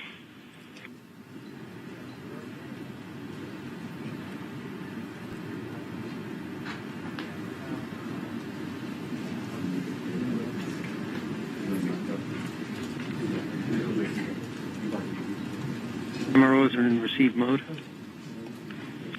We have confirmation that the Mars Reconnaissance Orbiter is now relaying data from Perseverance. We're about 30 seconds from entry interface. Perseverance is going about 5.2 kilometers per second and is about 190 kilometers altitude above the surface of Mars. Confirm your jet data flow.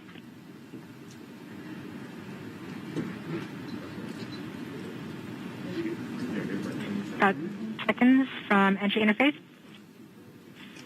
5.3 kilometers per second and an altitude of about 150 kilometers from the surface of Mars.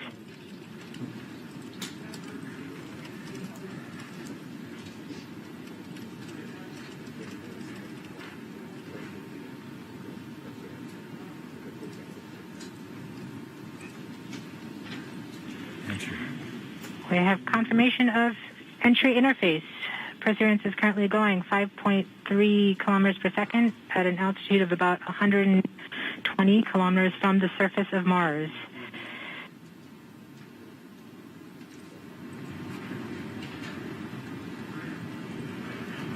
The spacecraft is now waiting until it begins feeling the atmosphere of Mars slow it down. Once there is enough atmosphere, it will start controlling its path to the landing target.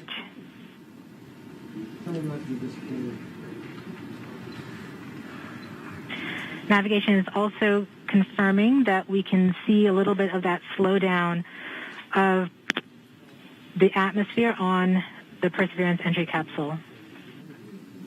Our current velocity is about 5.36 kilometers per second and an altitude of about 67 kilometers from the surface. We are probably seeing MRO plasma blackout at this point.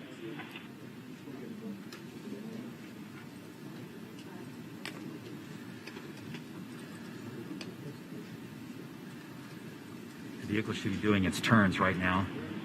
MRO has lost lock. Perseverance. We have indications that Perseverance is now performing bank reversals in the atmosphere. These are the steps in order to control its distance to the landing target. Perseverance has just passed through the point of maximum deceleration and has indicated that it felt approximately 10 Earth Gs of deceleration. MRO has lock again. Yes.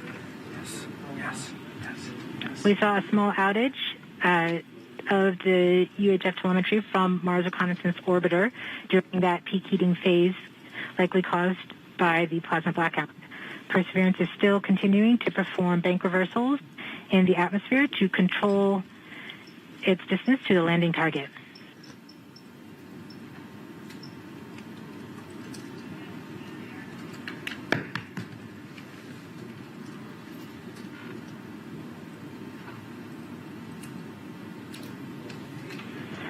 Perseverance is going about 1 kilometers per second at an altitude of about 16 kilometers from the surface of Mars. We have entered heading alignment, which means Perseverance is no longer trying to control the distance to Mars, to the target on Mars, but instead is flying straight to the target.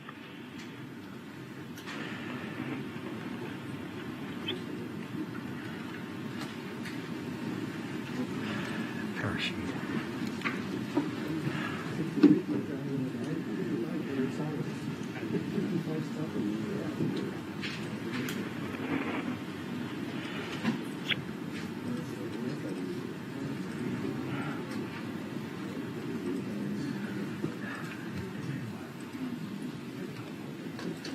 Our current velocity is about 550 meters per second at an altitude of about 15 kilometers from the surface.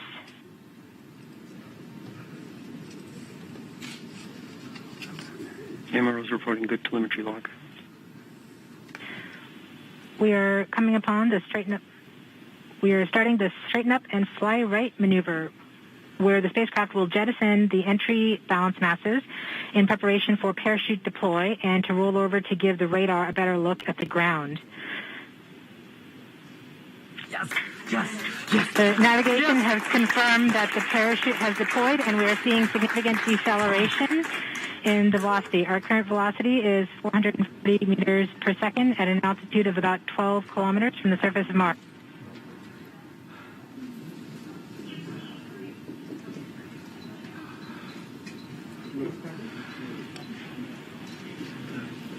Perseverance is now slowed to subsonic speeds, and the heat shield has been separated. This allows both the radar and the cameras to get their first look at the surface. Current velocity is 145 meters per second at an altitude of about 9.5 kilometers above the surface.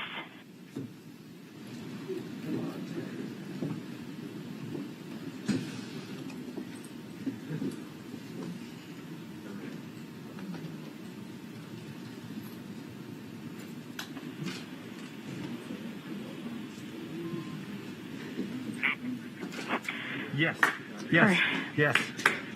Perseverance now has radar lock on the ground. Current velocity is about 100 meters per second, 6.6 kilometers of the surface. Perseverance is continuing to descend on the parachute. We are coming up on the initialization of terrain relative navigation and subsequently the priming of the landing engines. Our current velocity is about 90 meters per second at an altitude of 4.2 kilometers.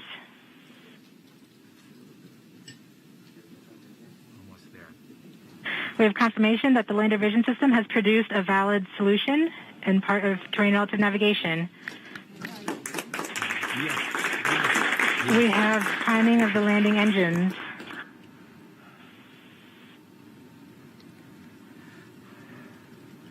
Current velocity is 83 meters per second at about 2.6 kilometers from the surface of Mars. We have confirmation that the back shell has separated.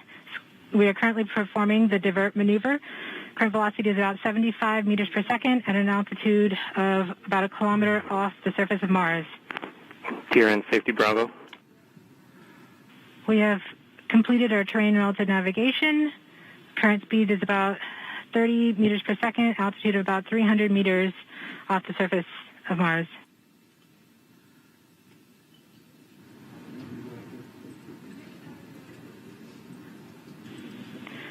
We have started our constant velocity accordion, which means we are conducting the sky crane, about to conduct the sky crane maneuver. We've lost direct to Earth tones. As expected. Sky crane maneuver has started. About 20 meters off the surface.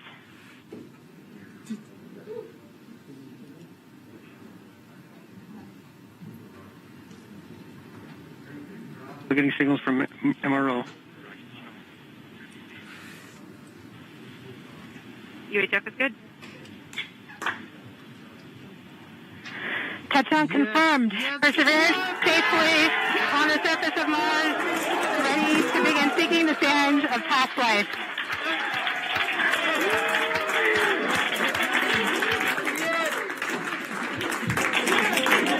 report that the service stage has flown away to a safe distance. Perseverance is continuing to transmit direct through Mars Reconnaissance Orbiter to Earth.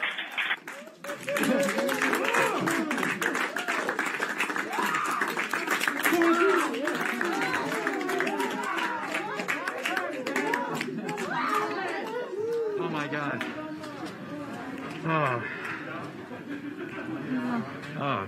More reports they're still getting telemetry from the lander. All right, all stations. We got it. Touchdown confirmed. We're going to wait for the images. Wow. This is so exciting. The team is beside themselves. It's so surreal. Stay tuned. We might get some pictures. That'd be great.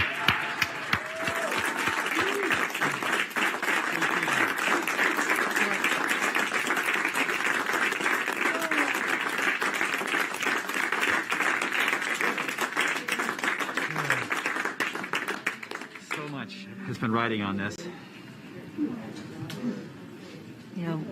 Yeah, we just heard the news that Perseverance is alive on the surface of Mars.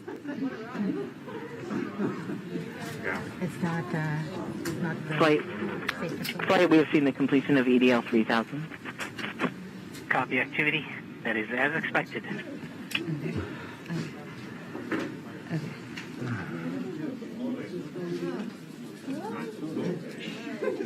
Emerald is still seeing a strong signal from the lander.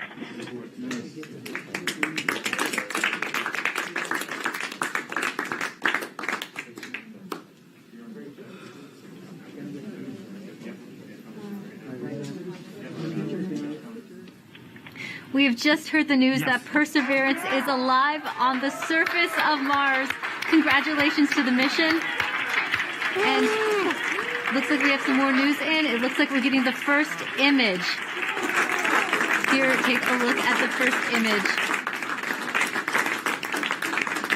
Flight, this is OL3. I have the target point on the map when you are ready. We are ready, OL3. Go for it.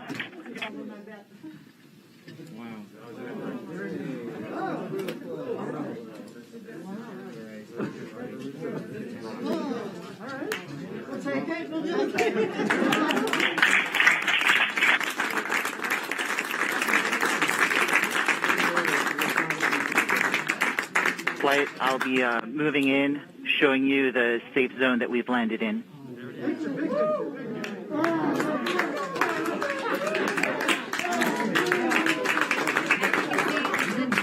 Just put the first image from Perseverance on the surface of Mars. Now, it comes from the engineering cameras, known as the hazard camera.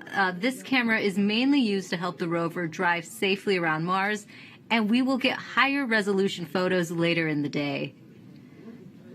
Look at that, right? You get the stakes.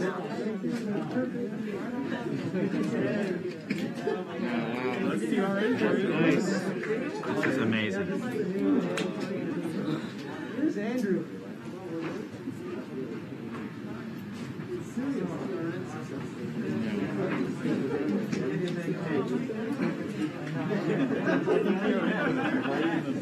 For Steve.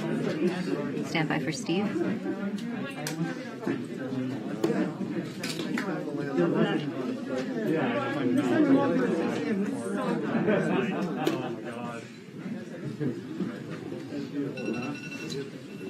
You did it. You did it. You did. You led the team. You made it happen. Congratulations.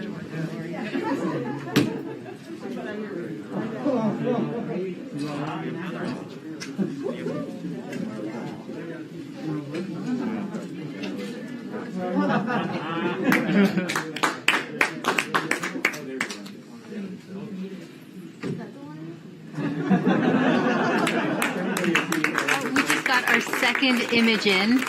Our second image is in. Okay, these we have a camera in the front and out rear of the spacecraft.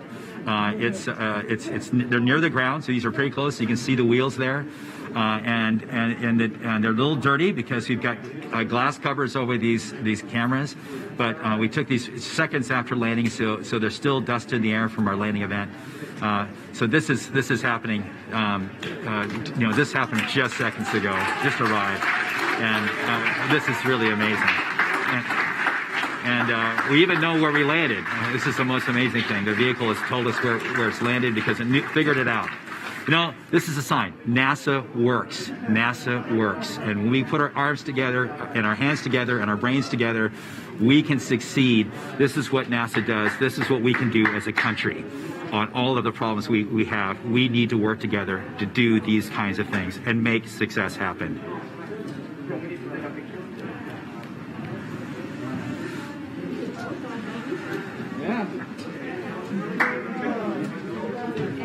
Joining us now is the acting administrator of NASA, Steve Jezero. Steve, welcome and congratulations. Hey, thank you. What an amazing day. And how does it feel to have another rover on Mars? It's amazing to have Perseverance join Curiosity on Mars, and just a credit to the team. I mean, just what an amazing team. To work through all the adversity that goes and all the challenges that go with landing a rover on Mars, plus the challenges of COVID, and just an amazing accomplishment. And what does this mean for NASA and its future plans? So for robotic exploration, every time we execute a mission with new instruments, we discover new things and things we never thought we would discover. So that always informs our future robotic missions, both landers, rovers, and orbiters. This mission also has technology on it. One of the cool things is the Ingenuity helicopter. It's an experiment on this mission. But if it's successful, we can use it as an science observation platform by putting instruments on it, and also use it as a scout for future rover missions. And then just the entry, set, and landing capability. It'll allow us to land more larger, more ambitious robots on the surface of Mars. And then for human exploration, we have the Mars Entry, Set, and Landing Instrumentation, which is going to give us EDL information. We have the Mars Environmental Dynamics Analyzer. It's going to give us size and properties of dust particles, because when we send people, we're going to have to deal with that dust. This is just an incredible mission because of the science and the technology, and then caching samples for a Mars sample return mission. That will be an amazing mission, the first round trip to Mars and back, and bringing those samples cached by Perseverance back to Earth to examine with state-of-the-art equipment in our laboratories here on Earth. We have so much to look forward to. And we also have a student question coming in from Landon. Let's take a look. Hi, my name is Landon Applegate. I'm in 6th grade, and I'm going to Academy for Academic Excellence. And my question is, do you think we could get resources from Mars to help on future missions, or even as like a launching point? Great question, Landon. Actually, we have an experiment called the Mars Oxygen In Situ Resource Utilization Experiment, or MOXIE, and it's going to demonstrate generating oxygen from atmospheric CO2. And that could help generate breathable oxygen, and even if we can liquefy it, oxidizer for propulsion systems. So that's a tech demo on Perseverance. And then we're going to continue to characterize the frozen water on and below the surface of Mars, and eventually try to figure out how to extract that water from the Martian soil, or what we call regolith. And then we can use that for potable water, and also break it down into oxygen and hydrogen for rocket fuel. So absolutely, we're going to try to eventually figure out how to live off the land to support human missions to Mars. Thanks for taking the time to talk to us today, Steve. Thank you. And now that Perseverance has safely touched down on Mars, let's learn more about what's in store for the rover. Joining us now is Surface Mission Manager Jessica Samuels. Jessica, your surface operations team has now taken over. What are they doing now? Yes. Hi, Raquel. We are so excited here in the Surface Mission Support area. The team will do a handover with the entry, descent, and landing team and pass any critical information. And then this team behind us will be the team that does the health and safety assessments daily as we progress on this mission. And what do the upcoming weeks look like for your team? So as we enter Mars time now, the commanding team will be working overnight while the rover is asleep so that we can perform the initial checkouts of our key rover functions and our science instruments. And we have to do this all in time for the regularly scheduled communication pass, which happens in the morning. And so we will be working around the clock, making sure that Perseverance is healthy, and we will begin this exciting adventure. And can you tell me, what's it like living on Mars time? It's a little bit like constantly, flying and changing your time zone. The rover, on Earth, the rover wakes up at the same time every day, but on Earth, that's 40 minutes later. So the team is going to be shifting our work schedule by 40 minutes as we come into work over the next few weeks. So it'll be exciting and some late nights, but we're also excited and we can't wait. It's a whole new lifestyle. Yes. We also have a student question for you. This is Sophia's video. Hi, my name is Sofia Lopez, and my question for NASA is, how's Perseverance gonna survive? And here's a drawing that I made from Perseverance thinking about Earth. Thank you.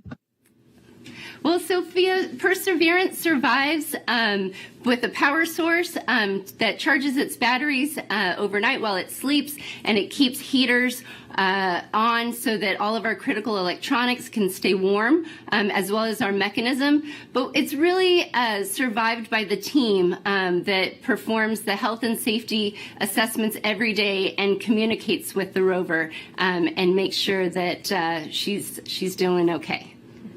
Well, thanks for your time, Jessica, and good luck living on Mars time. Thank you. Should be fun. Let's head back to Marina as she gives us a sneak peek into the future at JPL. Thanks so much, Raquel. It's definitely bustling behind me. It's not quiet like it was just 20 minutes ago. And congrats to the whole team. What an amazing accomplishment. Mike Watkins is the director of NASA's Jet Propulsion Laboratory. He was the mission manager during the Curiosity rover landing on Mars. Welcome, Mike. Oh, thanks. Glad to be here. You can see all my mask markings on. Well, you were just celebrating, and rightly so. Now, you've been around for a number of Mars landings. What makes this one special?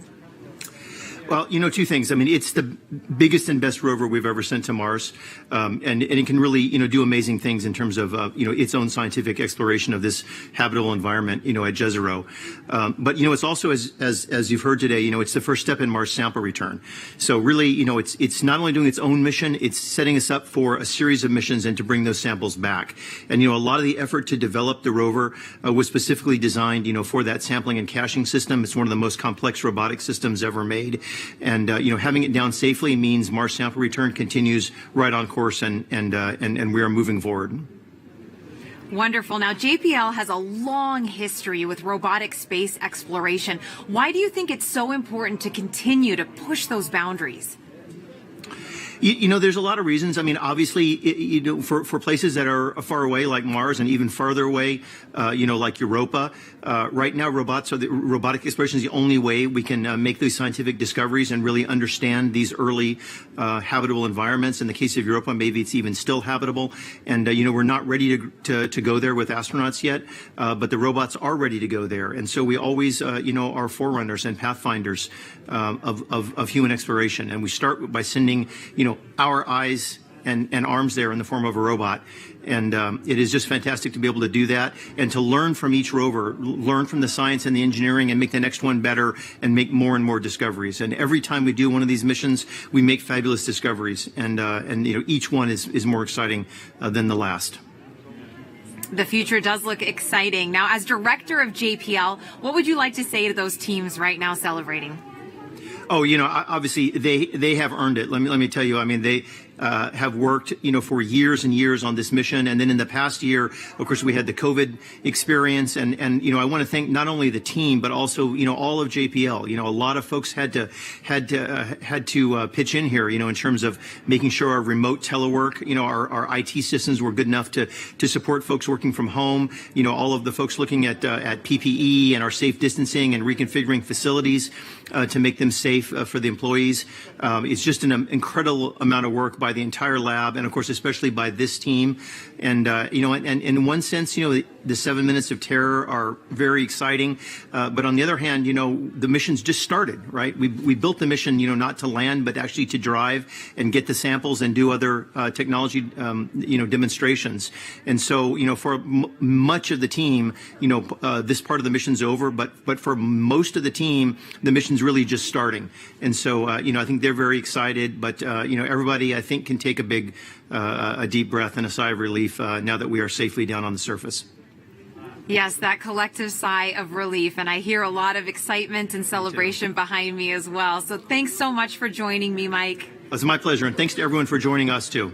Congrats again to the Mars 2020 Perseverance team for a successful landing. Back to you, Raquel. Now, there will be a flight test coming up for the Ingenuity Mars helicopter. And if this technology experiment is successful, it would mark the first time we have taken a power-controlled flight on another planet. Sometimes you have to do something just to show that you can do it. When the Wright brothers flew for the first time, they flew an experimental aircraft.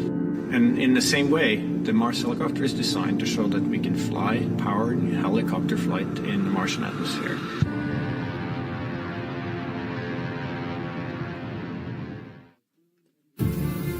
From day one, this was the unwavering dream of our team, to get our helicopter launched to Mars so that we can get that opportunity to do that very first rotorcraft flight test in the actual environment of Mars. It's extremely difficult to fly at Mars because the atmosphere is so thin. Compared to Earth, at Mars it's less than 1%. So the first and foremost challenge is to make a vehicle that's light enough to be lifted. And then the second is to generate lift. The rotor system has just been very fast. 2,000, 2,200, 2,400, 2,600. We're spinning between 2,000 and 3,000 revolutions per minute, and it takes a lot of energy. So it's that balance of a very light system, yet having enough energy that's needed to, spin the rotor so fast to lift, and on top of it, having to design in the autonomy. It has to be fully autonomous from the time it takes off to the time it lands. What we do on the ground is we plan the flights, and so we determine from here where we want the helicopter to go. Our experiment window is 30 Martian days. So we have planned up to 5 flights of incremental difficulty. The very first flight, the main thing is we want to get the legs off the ground, and so we will basically go up about 3 meters, and we'll hover there, and then we'll come down again, and that will be the first, really major milestone. Most of our flights will be at the 3 to 5 meter height. We will be going horizontally again at a few meters per second, probably go out, 50, 70 meters and come back. In successive flights, we'll probably push that further, try to go further. So our priority will be to get back engineering telemetry and not so much images, but I'm sure to return a few, because they'll always look cool. At this point, we've tested all we can on Earth. We have mathematical models that shows how it will fly at Mars, and we've tested it in the simulated environment that we can create on Earth. It really is time now to do the real flight test at Mars. Nothing is a given, but we have done everything we can in terms of a test program here on Earth. The vehicle's performing extremely well so far. It's been doing exactly the right thing, even right now when it's bolted onto the Perseverance rover. So there's a very good chance that we'll pull it off, yes. but it's still high risk, and none of us forget that you could have a glitch that, could mean end of mission, yes. It's going to be exciting, reacting to any surprises we have. We can't wait. What's really most important is everything we're learning here is for the future rotorcraft systems that we want to introduce into space exploration. Mimi Ang is the project manager for Ingenuity. She joins us now as they await a chance to check out their helicopter in the coming days. Welcome, Mimi. Thank you, Marina. Oh my goodness, we've been talking about this for months, Mimi. Did you ever think you'd be here at this point? I mean, what's going on in your head right now? This is super exciting. We have been working on Mars helicopter for over 6 years, testing and carefully designing it for operation at Mars. So what's going through my mind? Ingenuity Mars helicopter is finally at the destination that it is designed for. Now that Ingenuity is on Mars, what is the timeline you hope to accomplish as you move forward? We have a series of major milestones between now and Ingenuity's first flight. So tomorrow we'll turn on the helicopter and its base station to confirm health after experiencing the dynamics through the EDL just now. And the next major milestone will be when the rover deploys the helicopter to the surface. And that marks the first moment that Ingenuity operates on its own in a standalone manner. And surviving that first cold, frigid night of Mars will be a major milestone. We'll execute a series of checkouts, and then we will perform that very important first flight. And if the first flight is successful, we have up to 4 more flights in the 30 Martian days that we have set aside for our flight experiments. And that's when you finally can breathe, right, Mimi? Yes. Now, why is it so important to have that aerial dimension to space exploration? A helicopter flying far ahead of rovers and astronauts in the future can provide high-definition reconnaissance information for the rovers and the astronauts before they take the long journeys. And as importantly, being able to fly will enable us to get to places that we cannot get to with rovers and astronauts, like sites of steep cliffs, deep inside crevices, areas of high scientific interest. It will be game-changing. Game-changing is right, and we've talked about this a lot. You've mentioned the risk is huge, Mimi, but the reward is high. What will be your greatest reward? Our team started with the question of whether a helicopter can fly at Mars, given the extremely thin environment. And we systematically demonstrated a series of technical steps. We demonstrated lift first, and then we demonstrated lift and the first ever powered control rotorcraft flight in simulated Mars atmospheric density. And then we went on to build the full-up helicopter that can not only fly, but operate and survive autonomously at Mars, all under 1.8 kilograms, about 4 pounds. And each of these major milestones have been a first. And the success at each of these has been so rewarding. And along the way, the rewards just kept coming. And I have to tell you, at this moment, it's going up exponentially. So after all these tests, analysis, simulations, and more tests on Earth, our team now gets a chance to test, prove, and learn how it works in the actual environment of Mars. Our team can't ask for a bigger reward than that. Oh, Mimi, I'm so happy for you and your team. And now we're going to take a question from social media on Instagram for you. At Not Vibhuti asks, is the helicopter going to be doing science? Well, the helicopter Ingenuity is a technology demonstration, and we are demonstrating the ability to fly and learning how to fly for the very, very first time. And so this is a technology demonstration and a pathfinder for future larger rotorcraft, future missions that will carry much larger instruments. So on this mission, we're not doing any science. We're concentrating on engineering data. How did the vehicle perform?